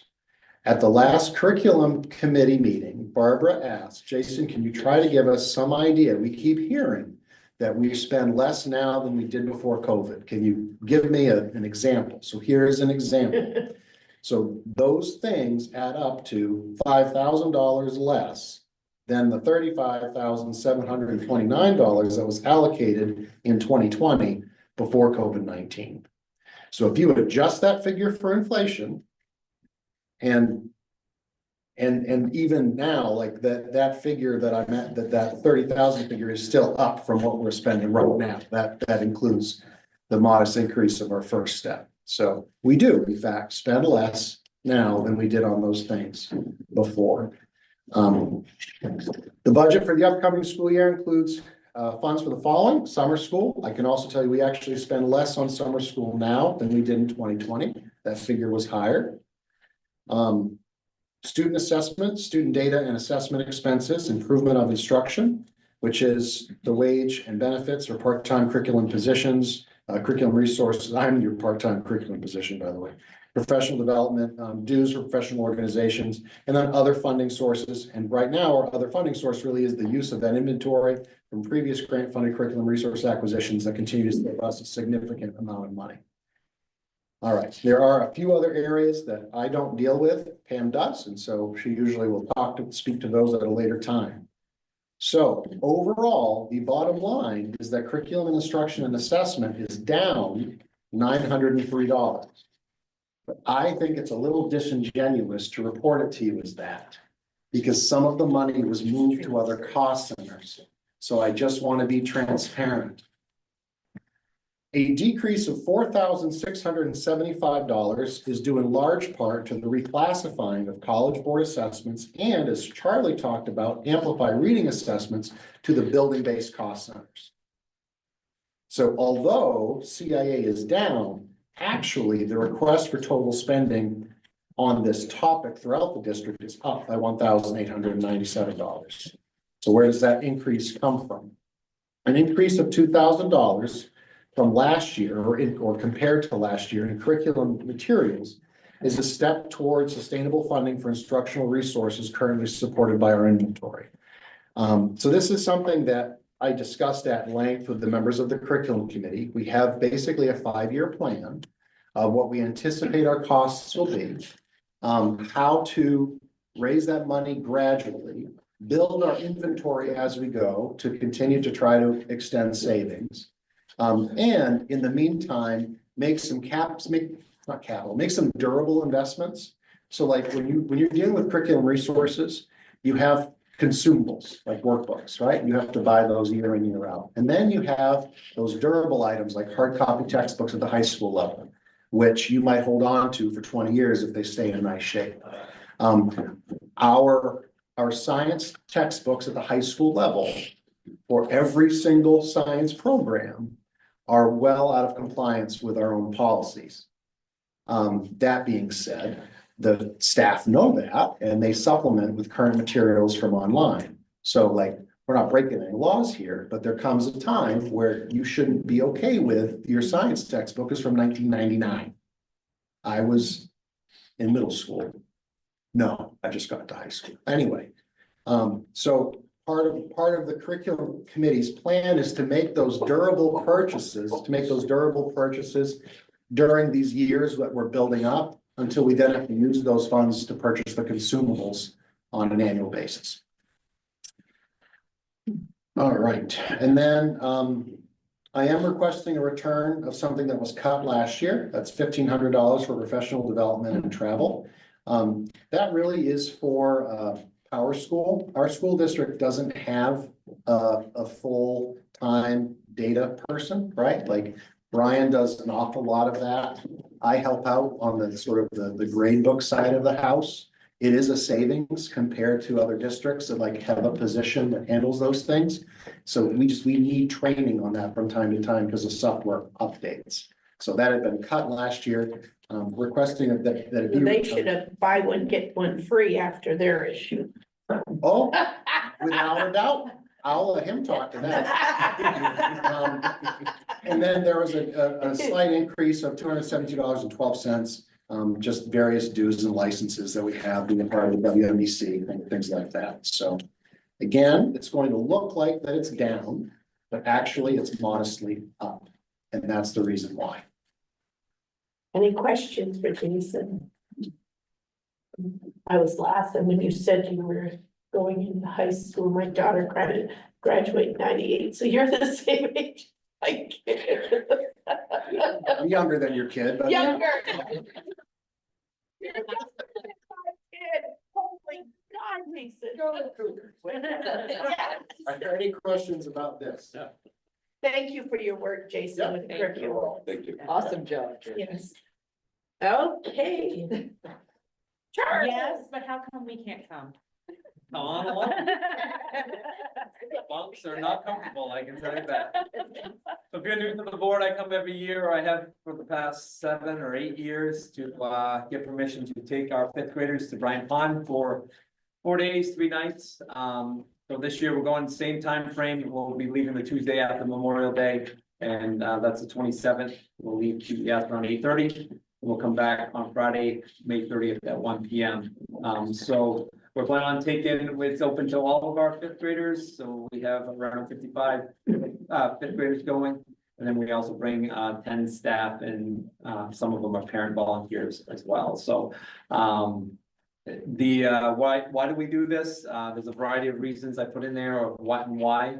So the activities they'll be involved with, a big grant we get to do this, because the cost would be something like $30,000 to take 55 kids at the camp for that long. But because we enroll in the hunter safety program, the students, the cost is reduced significantly. I think around $3,000 is our estimate for this year. I haven't got that total yet, but that's generally where it's around. So we do participate in the hunter safety program. That does mean 5th graders shooting weapons, bow and arrow, shotguns, rifles actually, and they take part in the full hunter safety and take the hunter safety exam.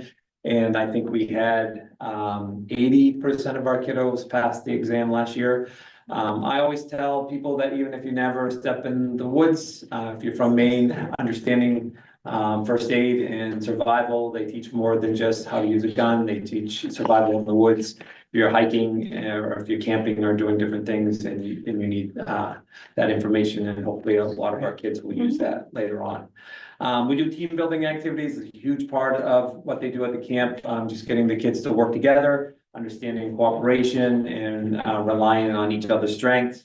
Challenge courses, they do a high ropes course and zip lining, canoeing, fishing, and lots of other outdoor activities. We spend 90% of our time, except for sleeping and eating, outside. Even if it's rainy, we're outside. The only time we come in is if it's thunder and lightning or something along those lines. So our purpose is to allow our 5th graders to bond before we head out to the middle school with them. Some of these kids have been at DES this is their 7th year at DES. They started with us in pre-K, so it's kind of a big transition. year for them going on to the middle school. We want to give them opportunities to challenge themselves. And for some of our kids, despite growing up in Western Maine, it's the first time they'll ever step foot in a canoe. Sometimes it's the first time they've ever gone on a zip line. Sometimes it's the first time they spent the night away from their home.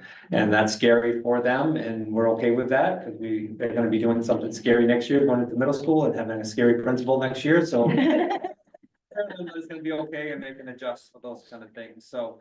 And then providing outdoor skills, and the most important thing for us is giving them a chance to have fun. The exciting news, as I said, with the cost is reduced. We're anticipating around $3,000. I got a check for $3,000 from the Friends of the River Valley. They support this, and we are really appreciative of them supporting this initiative. And so they are cutting the cost of the program, or covering the cost of the program. So what I'm really asking for is 2 full buses to go, and the buses are part of my field trip budget line already, and permission from the school board to take these kiddos. And I'm really excited. Not that I'm not always excited, but some groups of 5th graders are more challenging than others to spend a week. But this group of 5th graders we have are an incredible group. They are awesome. I've told Jason they're just gonna stay. I'm gonna send another group up to him next year. But they're a great group of kids. I can't wait for them to participate in this, because I think given their attitudes and their willingness to do anything and have fun, I think they're gonna have a great time. So moved. Oh, Second. comments or questions? Go ahead. You said buses, a bus. We usually take 2 buses over, just because they have all their gear. And so I they'll. just saw somewhere in here you talk about a van. Yep, so if we have students, like occasionally we have 1 or 2 students that are in our special needs program that are not spending the night. Then we take a van, a staff member comes over with them, or 2 staff members come over with them in the van, and then take them in the afternoon back to the school. I don't know, because I won't know until they sign up if I need the van this year, but typically we've had a van. Then we also, if there are some kids that don't want to do the overnight, we don't promote it, because we want all the kids to try to participate in that. If they really are dead set on they don't want to spend the night but want to participate, then we also give them that opportunity to be in that van as well, if we have it. If we don't have it, they don't have that opportunity, because we don't run a bus over every day. Thank you. Any other comments or questions? Seeing none, all those in favor? Enjoy. Thank you. Alrighty. We have a number 9, which wasn't on. We have a number 8. Oh, I forgot, I blew Jason off. Number 8, Jason.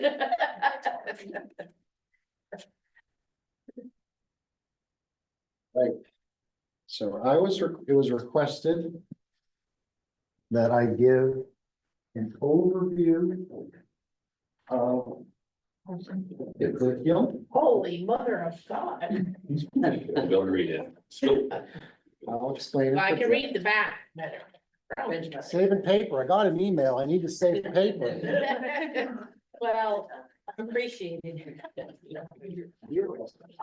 Yeah, we did.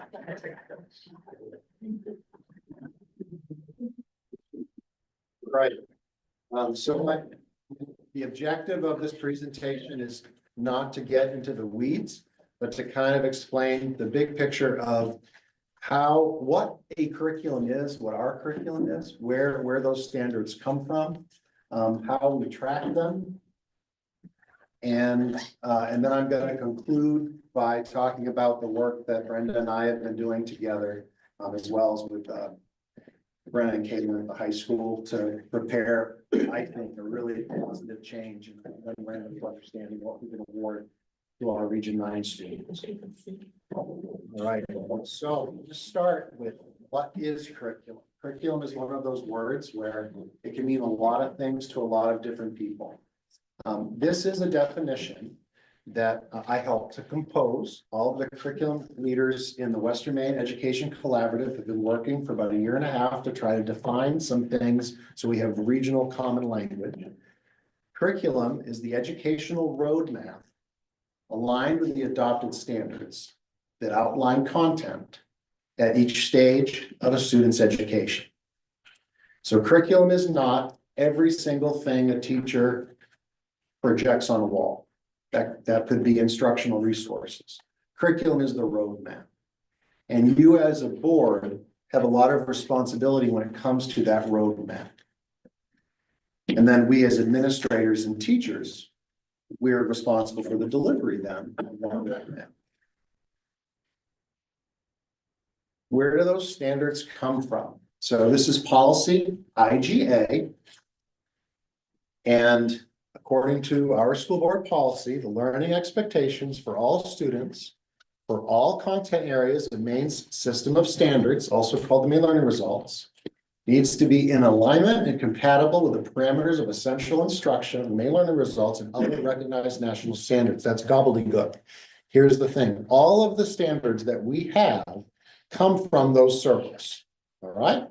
So the colorful, pretty ones, those are the main guiding principles. And as I will get to later, those are big picture ideas like responsible and involved citizen, creative and practical problem solving. Those, remember those? Yeah. I remember those. Oh, I yeah, forgot those have been around for a hot minute. And then there are the 8 areas of the Maine Learning Results. And just because I wanted to keep everything on one slide, I did leave them in their acronym form. ELA is English Language Arts. And the state of Maine has its own learning results for English language arts, but they're based on the Common Core state standards for English. And we as a district, and I've worked with our curriculum committee on this, we tend to focus more on the regular Common Core state standard language, because if you go by a textbook, the textbooks are not aligned with the way Maine reworded some of those standards. If you want to find instructional software, it's built toward the national standard.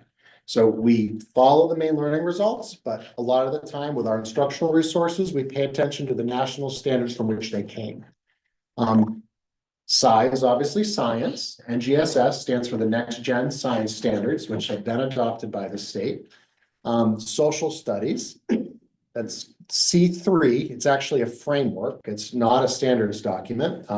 The state of Maine helped to develop it. It's very evident in the Maine Learning Results for social studies, but it never ultimately was officially adopted. CED stands for Career and Educational Development, but depending on what era you're looking at, it also is called Life and Career Readiness. They're the same set of standards. They just have 2 titles. I don't understand why. World language. We use also the ACTFL standards. I don't recall what that acronym stands for, but basically that's, again, the National Foreign Language Standards from which the Maine state standards come from. VPA is Visual Performing Arts, obviously math and Common Core state standards, and then physical education and health. This is from where all of the standards come. You have in policy adopted these as the building blocks of your curriculum in RSU 56. Click. So how many standards from those documents outline the content used in RSU 56? What does our roadmap include? These are estimates, but they are all documented. Brian and I share a very large spreadsheet where things are put into PowerSchool. Grades pre-K through 2, there are roughly 200 standards that are directly assessed. That number seems large, but when you're in a pre-K classroom, a lot of the standards are, like, their scope is very small and specific, and so there are a lot of them. And as you get older, the standards kind of get bigger. So because the scope of the standards get bigger, there are fewer of them. Okay, grades 3 through 5, there are about 150. In middle school, we have 108. We have 42 graduation benchmarks that are required to get a diploma from Deerfield High School. So approximately 500 standards coming from all of these circles combined to make up the roadmap of the curriculum of RSU 56. And that 500 number probably seems huge to you, but if you figure you divide that over 13 years and probably 6 courses per year and 2 semesters per one of those years, it's really 3 to 5 standards per content area per year, per term. And so at the elementary school, we only report progress on those standards using a 1 to 4 scale. Once you get to the middle school and the high school, we use dual reporting. This is the byproduct of our community, back when the big proficiency-based education push was happening. Our community saying we do not want to get rid of our traditional grades. We want everything that's always mattered to continue to matter. We're fine also keeping track of the things we say are most important. So we have those 42 standards at the high school level that we say are the most important. But then in addition to that, the traditional grade as well, which takes into account all work students do. Now, I want to sort of talk about instructional resources. So the way that our policy is written is that any substantial change to curriculum requires board involvement. Sometimes an instructional resource is so central to the curriculum itself, it really belongs here for discussion. Other times, that's not the case. These are the biggies, okay? These are basically not just books, they're programs. So we have our reading program at the elementary level, Amplify CKLA. We have currently My Math at the elementary level. That's a pre-K through 5 math program. The middle level, we're using Glencoe Math. We also have adopted at the middle level a US history text and previously a science text, all from McGraw-Hill. McGraw-Hill is also the publisher that we've used at the high school for those math programs, as well as the US history text you all approved last year. And finally, our Spanish program is from Carnegie, and that's a multi-level Spanish program. So these are the instructional resources that are so giant and so influential on what curriculum becomes when you use them, that we would bring that here to you. And we have. And so what if I want information? Okay, it's all online, go look at it. So what we have done, all adopted standard documents and the RSU 56 benchmark standards, all 500 of them, are available for the public to review online. And so the screenshot to the right is I just went to that part of the website and I took a screenshot. And it's there. Every class in grades 6 through 12 also has a syllabus available for the public to review. And every teacher's grade book is now, Charlie at the elementary level has opened up Power School for Parental View. Every teacher's grade book is open for the parents to view as well across the district. So we really try to be transparent here. I am a 0.25 curriculum coordinator. There are some things here I need to update this summer. That'll always be the case. Things tweak, but it's relatively up to date. I know the syllabi are up to date.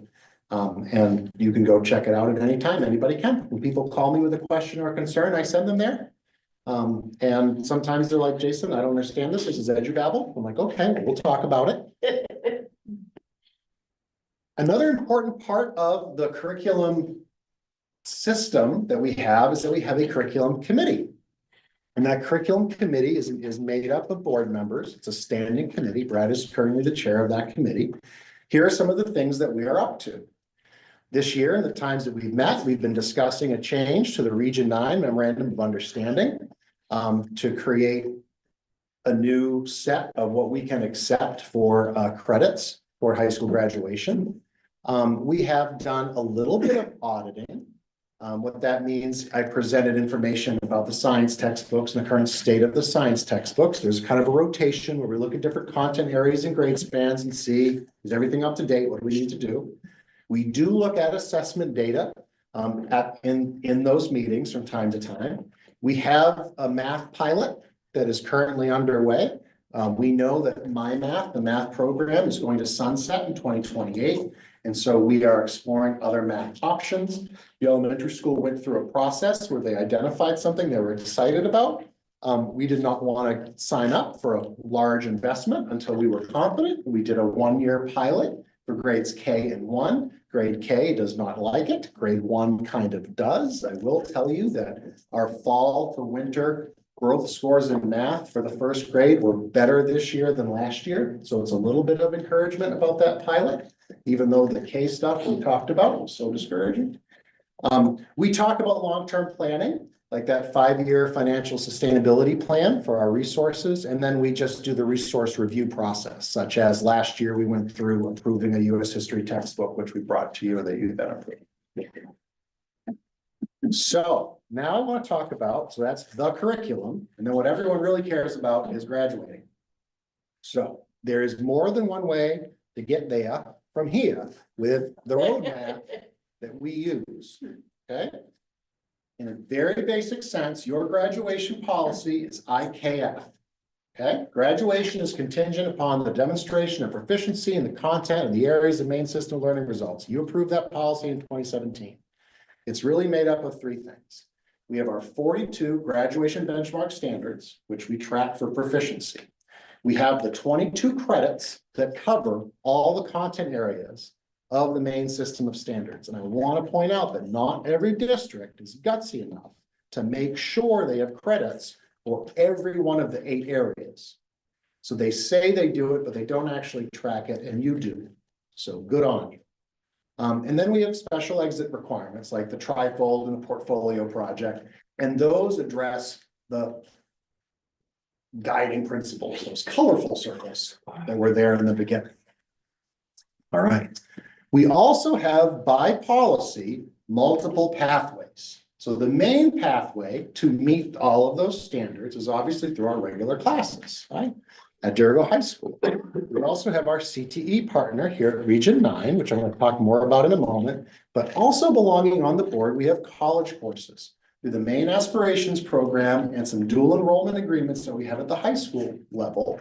There are college classes that then are used as credit toward graduation at Dirigo High School. All right, to update the memorandum of agreement with Region 9, I went through a 4-step process over 4 months. It began in November, where we had program presentations. I sat with the curriculum folks from the other 2 districts that send here, and we heard from every single program. They presented to us what they do. They brought their textbooks in. It was a detailed review. I'm nerdy. I asked a lot of questions. I took notes. The month of December, usually while I was sitting on the bleachers at my daughter's basketball practice, I did a standard analysis, taking a look at the standards that we track and looking what is the best fit given what they already do. And are there any areas where if only that program could do a little extra, we could award a credit that we haven't been able to award. Then in the month of January, I communicated back and forth with Brenda and Jen, and we did sort of like a collaborative syllabus drafting where they spent, the program teachers here spent 2 morning sessions using a template that I provided them to create a syllabus for their program, and then came back to me. I went through it again, brought it to the curriculum committee, and then handed back to them the Dirigo-ified version of those syllabi. And then I came here last week and I met with every single program yet again and reviewed the final syllabi. And right now we have 20 syllabi for every program, year 1 or year 2 at Region 9, that is designed to align with the expectations at Dirigo High School. And this allows us with integrity to let our kids get the credit they deserve for what they're doing here. We propose increasing. Right now, if I'm a Dirigo student and I go to Region 9, the best I can get is 3.5 credits. Well, if I stayed at Dirigo High School and I took 4 classes, every other day, all day, I'd be getting 4 credits. So why is coming here worth 0.5 less? I don't think it is. So we have increased the value to reflect the fact that students deserve maximum value for the same amount of time. Additionally, and this is what really gets Brenda excited, is we have more content-specific credits, okay? So in the past, if you signed up for a program, you might get a general science credit and then you have 2.5 electives. Well, right now in your graduation policy over all 4 years, you only need 2.5 electives to graduate. So after 1 year of a Region 9 program, why would you come back if you're trying to graduate? Because you have all the electives you're gonna need. What we needed to do is to make it so that we could give more of the actual required credits, the specific credits, where they align, so that the kids could be getting that. And that also is really exciting for the high school because it's gonna make scheduling so much easier. I don't know if you've had kids go through Region 9, but it's like, I'd really like to take AP English, but it's not offered on the day that I'm here. We can kind of minimize that by increasing the number of have-to classes that you can actually achieve while you're attending here. So, go Cougars. If you take a look at the handout I provided you with a magnifying glass, you will see on one side that I have here kind of a simplified version of the credits and the typical classes, the main pathway, the typical classes for a high school diploma, and then the 42 standards aligned with the typical classes that they would come with. And if you turn that page over, you will see what we are proposing as the new Region 9 program aligned credit agreement between our schools. Kids are getting 1 elective credit instead of 2.5. We're seeing future perspectives achieved in Region 9 programs. And yes, even some English credits. Why can we do that? English 10 and English 11 really get into informational text and writing. You're not going to get a 9th grade English credit here. We get into literature, right? We're not just stretching this for the sake of stretching this. We're trying to use what makes sense and has integrity. But now all of that is possible. And Brenda, is there anything you want to add? I'm excited. I wish it hadn't taken a new state law for this work to move forward like it has. But I'm gonna repeat again, when Jason says, you know, he put my staff through the ringer. He does that. He does it for good reason. But they were all excited because it wasn't just Jason, there was like 9 or 10 in the room. Yeah. Curriculum coordinators, all Yeah. the building principals, everybody. And my staff wheeled in their little carts and they laid out their math books and and so like he said, it really is neat for me to see. Credit for that rigor that we've been doing, and we're gonna work on something else later on, aren't we, Jason? But we're not gonna- I'm saying you are. That one's not me. Yeah. I know. But also I think it's important to add that the Region 9 staff were willing to take some additional steps to make it work for us. It wasn't just a one-sided thing. So like in order for us to honor some chemistry credits, that really fits in welding. But the typical high school chemistry experience includes a periodic table of elements that wasn't explicitly taught. Well, now it's going to be because they want to be able to award our kids a chemistry credit, and that's the little extra that it'll take to get there. So it has a lot of integrity that I'm excited about. And I'm gonna repeat again, amazing job, this is hours. Go Cougars. So Region 9. is go Region 9, go all of it. So here's kind of my work for the rest of the year. We need to update the website with the Region 9 syllabi once that MOA is finally signed. And continue to try to figure out how to best manage the inventory and plan for our budget. We have some work looking to update the textbooks. And then in the spring, I do want to come back with a data presentation on student assessment. And that's my presentation about what the curriculum is. Questions for Jason? Thank you.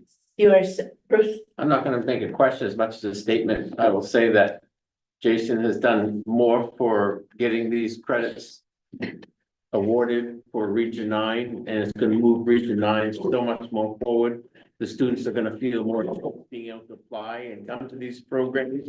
That was always a hiccup for a lot of students because they would say, gee, I'd love to take this, but I'm not gonna, I need this certain class or this certain credit. You're not gonna be able to get it here. I'm hoping that, my hope is that the other 2 ascending schools will take a clue of what RSU 56 is doing and maybe move forward a little bit more alignment with things, because right now 56 has made the biggest move ever.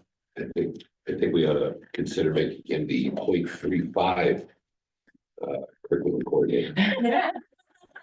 Not willing to go 6'5" at the middle school. Thank you, Jason, and you are. We know how organized you can, and when you take a project, you Really you go. run it well. Thank you. Dig in. Brenda, I have a question. Are your staff having to take additional professional development with what's been added onto some of the programs, or how are you guys handling that here? We have, presently I have 8 staff members enrolled in college classes. They're taking everything from literacy to assessment. Jason's working with us to provide some templates. Like when they presented to the committee, the feedback we received is staff's already doing this, like they're doing position papers, but it might be on, is Polaris or Honda the best, so they're taking a position, but it's on, things related. Pertain. So some of them definitely are, already worked with Jason. They've been knocking Jen's door down. How can I get this in? So, and if they need that, we will provide it for them. Yes. So I have a question, kind of. So the high schoolers, some of them are already in the program and are reapplying for next year already. What about the 8th graders coming in? Has that been provided for them coming in to 9th grade already? This has not been signed. Oh, okay, okay. So we still have time on that then, for the younger ones. 8th grade has been invited out. Oh, no, we're scheduled to come, we'll be doing the tour, and part of the reason I spent so much time on this in that 4-month window is because I knew that in order for our kids, when they signed up for classes to get the plan to be on track to graduate, this had to be done before Jen started signing kids up. So Okay, sounds this good. part is done, now it's. Well, I have an 8th grader that's interested, so. We have a program. Yeah. So. All right, thank you. Cool. Okay, now our number 9, which is on the digital agenda, is the REST grant, which Brian explained at the last board meeting. So we need, and it was in our, just need to read that top motion. You don't have to read the whole page. We need that top motion officially in a board approved minutes so that we can finalize the rough grant. I move that the vote entitled, vote to authorize a grant agreement and acceptance of a related $991,776 grant under the Federal Distance Learning and Telemedicine Grant Program. Ran out of breath. Be accepted in form presented to this meeting, and that a copy of this vote be included with the minutes of this meeting. second. Any comments or questions? All those in favor? Thank you. Approved. Signed. All right, board member comments? I had a couple parents come to me about, about the youth hunting day. They were told when their children took those days off that those were not excused, but under the last meeting, we were told that they were excused days. So are they excused or are they not excused? So when I called both of the school secretaries, they went into their power school notices and they note right in it, youth hunting day, and they put it as excused absent. Okay, so it was rectified, anything that might have been missed. I don't know anything about what needed to be rectified, but if they were notified, they were out for youth hunting, they gave them the day Okay, as excused absent. okay, I just had a couple parents who said, well, that hunting is not an excuse absence. It's only excused absence on youth hunting day. Okay. I wanted to say that.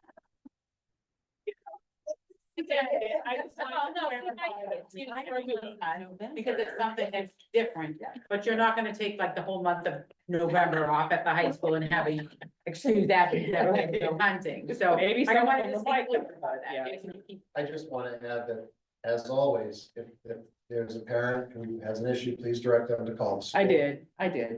but I was Yeah, just, and you do, Brad? I thought I had an understanding, so. If I can get to this sneezing.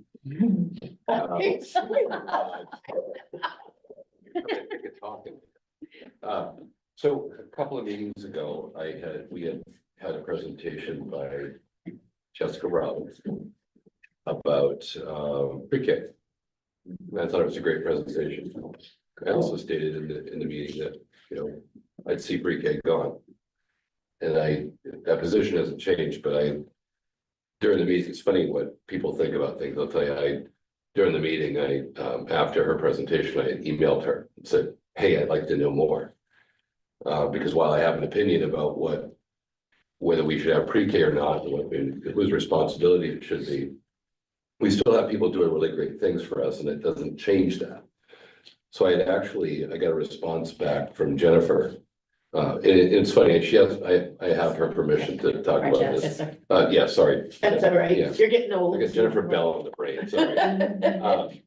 So when I emailed her, she had thought that I was ignoring her during the meeting because I pulled up my phone and I was actually emailing her just to remind her, like, I want to talk.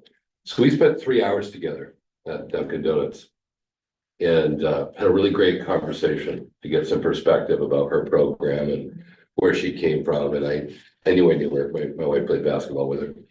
And I got some really great insight into the program. And to fast forward a little bit, it still hasn't changed my mind. But to be really clear, they've got some struggles in the program that partly involve not having substitutes. Because who wants to watch little ones, full on all day? It's hard. She was talking about curriculum, and I was just really curious, like, what do you guys got going on? And there's an actual curriculum for pre-K. And she said that they didn't have one, but they went to Teachers Pay Teachers, which is a group of teachers who develop things.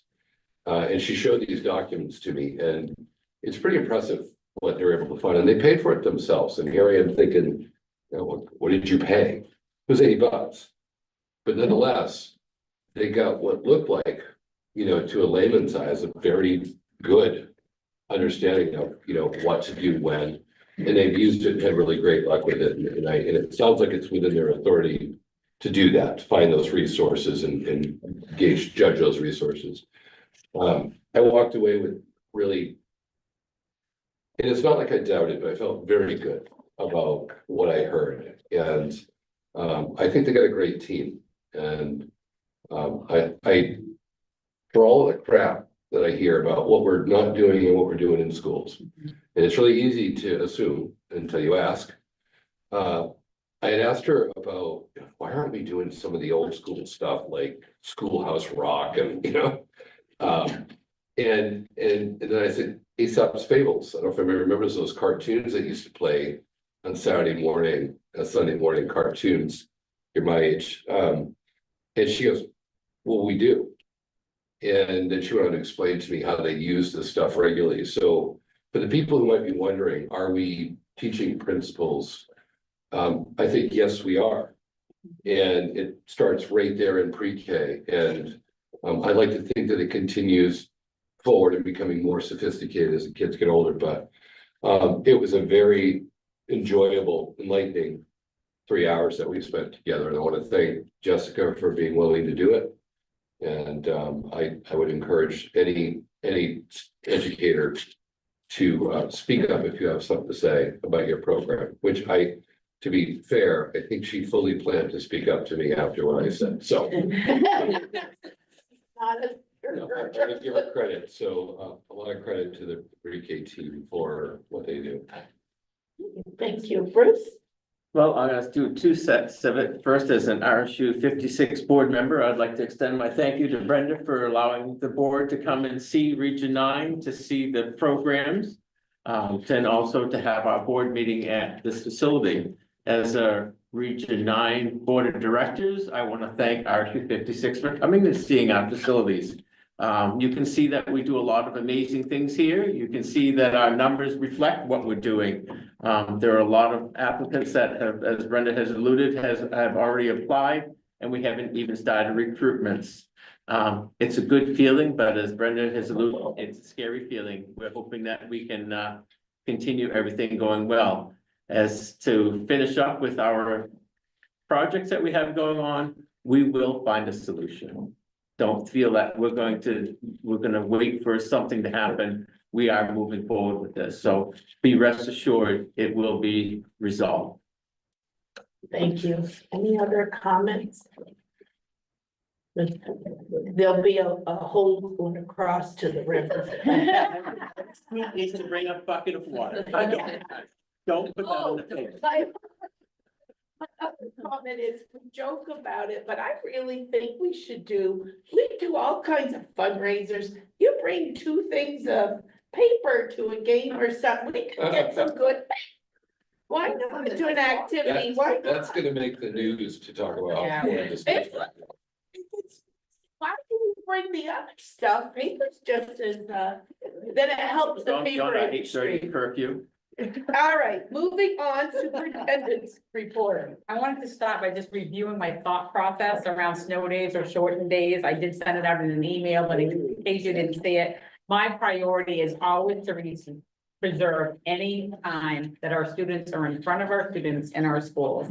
So that is my goal every time. So my first choice is always gonna be a full school day if at all possible. But I am always gonna look at safety. So if for safety reason, I can get in a early release, so we come in and we get out early, I'm gonna do that. If we can come in late and get out at a regular time, I'm gonna do that, because I do think that in the building in front of our teachers is the best place for our kids. I will do traditional snow days for 3 times. The first 3 that I have to call a snow day, which potentially could be Thursday, but I will not call that till Thursday morning. And I'm hoping it shifts so I can get in a half a day. But, the first 3, I do traditional days because I feel like the students look forward to them, teachers look forward to them, they're a good thing to have. And a lot of community members look forward to them. I don't want to go beyond 3 because I also have to offset, when you get too far into June, those days are no longer good academic days. So I would trade off a later June day for a remote day. So I leave my ability to call some remote days after the first 3 traditional days, depending on what that end of the school year looks like. I want to say that I spent some time in the middle school classrooms yesterday. I have asked Mrs. Hamalainen and Ms. Bragdon to prepare a board presentation so that they can kind of come in and show you what a day in the life of middle school might look like. And they're like, "Ooh, are they ready for that?" So I think they're gonna try to find a third pocket so they have all 3 grade levels, when they come in here. I saw a lot of good things happening there. I've also asked Stacy Gilbert and Kurt Rowley to prepare an upcoming presentation around bar, because of the bar coordinators for the middle school and the high school respectively. Last week I was able to visit classrooms at Derigo Elementary School. I really continue to be impressed with the focus on academics when I walk through those classrooms. It's really a nice feeling when you walk through. I attended the Student of the Month Assembly at Derigo High School. I want to say a huge congratulations to Dakota White. Not only did he get Student of the Month last week, but he scored the buzzer. Yes. Shot at the game, so he had quite a week overall last week. I am continuing to work with Mary on the fiscal year 26 budget.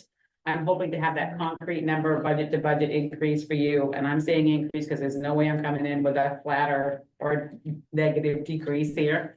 I hope to have that after break. And then I just wanted to say that the Derigo Elementary School, as you heard from Charlie, that after school funding for 21st Century ends this year. So it's slated to end at the end of the school year. We're going to be working on the new grant this time through Oxford. Well, it used to be Oxford County Mental Health, but now Community Concepts was the fiscal agent. They're not interested in continuing as the fiscal agent, so RSU 56 will take it on and we will actually be the fiscal agents. They will be a partner with us still, but we'll be the fiscal agent. Another one? So the Russ and now this. Well, that's So, easier. remember, That's good. we had those years of all of those. I know. So Mary's feeling a little less like panicked than she was in the Okay. past few years, and next she's never acted panicked. No. When you think about, I've never we're seen a her small panic. district, and I'm gonna repeat it, we're a small district. There's Mary, myself, and Cindy in central office, and every penny that goes through this office, Mary sees and interacts with, and there was 9.5 million in ESSER funds in those 3 years. So put that on top of our regular budget, and it She's was got pretty that. daunting to, and the way they had to process them was really quite intense. So she did a great job, but we feel like we could take on those grants if we can. What is the timeline on when we would hear? So we would apply, Yeah. would we hear No, before the end of this year? Like when would you get? we would hear before the end of the year, usually in May, which Okay. makes it really difficult to plan the summer program. Second part with the difficulty of planning the summer program is the grant would start July 1st. So I would not be willing to put any RSU 56 money out on the line before that July 1st start date, unless we had something from the DOE in writing saying that was okay and we could be reimbursed for it. Because I would be concerned if we started in June and then they said, well, you started before the grant actually is in effect. So there's a lot of kinks to be worked out for the summer program at the elementary school for next year. How many kiddos did we have involved in the summer program at the elementary level? Like just ballpark? 50. I want to Okay, say, so it's I quite a went a few. little high, Okay. total number, some came for the whole time, some came for, 2 weeks, we tried to get everyone to come at least 4 weeks, that was our goal, so. Yeah. Okay, I can give you a better number. no, I was just curious ballpark. And to add to that summer programming, typically it's supplemented by Title I reallocated funds. We don't know about those until spring. They usually get put out and then we apply for them and we've historically been able to receive them. However, I'm not sure how much they're going to reallocate federal funds this year. So if there's no Title I reallocated funds, that's also going to negatively impact our summer programming. Going through this, you saw Alexis Holman was hired, which is great. I do want to let you know about resignations. So Michelle Arujo and Danielle Williams resigned as co-civil rights advisors at the middle school. Jason and I have talked about that. The reason that it kind of folded now is because they didn't have any students interested in being part of that. So there's no point in paying out again. There's no point in paying out stipends if you're not having kids show up. Jason's gonna work on talking with kids and kind of figuring out if there's a way to reinstitute something, and if it is, we'll repost the positions. We have Jennifer Robbins Barlow, who's at Derigo Elementary School Special Ed Tech 3. She's been with us for a couple of years now and has done a great job. She is retiring at the end of this contract year.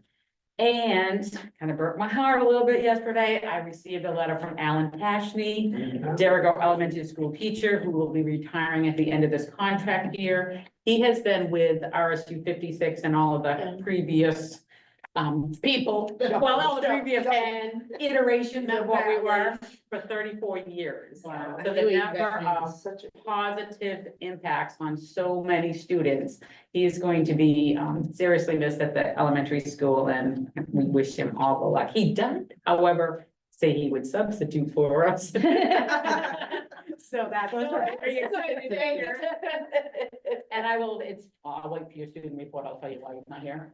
Okay, student report. He went to see the basketball game. I figured he would. But he said he will be back after break. Random information, Dakota White also was selected to participate in the Lobster Bowl. for Yes, football. he and Nathaniel. Oh, that's awesome. Yeah, That's a. I think it was. he I and- thought I had read that. No, he and Dakota got Walter Bowl, he and Nathaniel got the basketball. basketball. Oh, there's Oh, seniors, McDonald's. Yeah, He had, Dakota had a really big week that week. yeah. Well, it's funny, his mom did a buzzer regular season in Madison Day. Oh, nice. So I think Christie did that. All right, policy committee, I can't remember if we could schedule one, but it will be I scheduled it. at the end of February, correct? And then just look really quick. 28th. I Nope, think it's not, it's March. March, March. because somebody else has to be. Right. March what, 11th? It is. It's not there. I will find it for you momentarily. Okay, but we did schedule it. I couldn't remember why we couldn't, I don't remember. 11th to the 25th. All right, finance committee, Carl's not here. Have you, any meeting that's scheduled? No? Not yet. Okay. Curriculum? I would say Jason pretty much addressed everything here tonight, and the only thing I'll add is thank God for him. Yeah. We appreciate it. Good job. Building and grounds, Yeah, but man, negotiations, See you tomorrow night. personnel, Nothing new. ad hoc committee, a survey was put out. we have to reschedule the plan of everything, but we'll be meeting after February vacation. There's a survey out to establish a team. I know, I haven't looked at my March. All right, no, it's second. Motion to adjourn.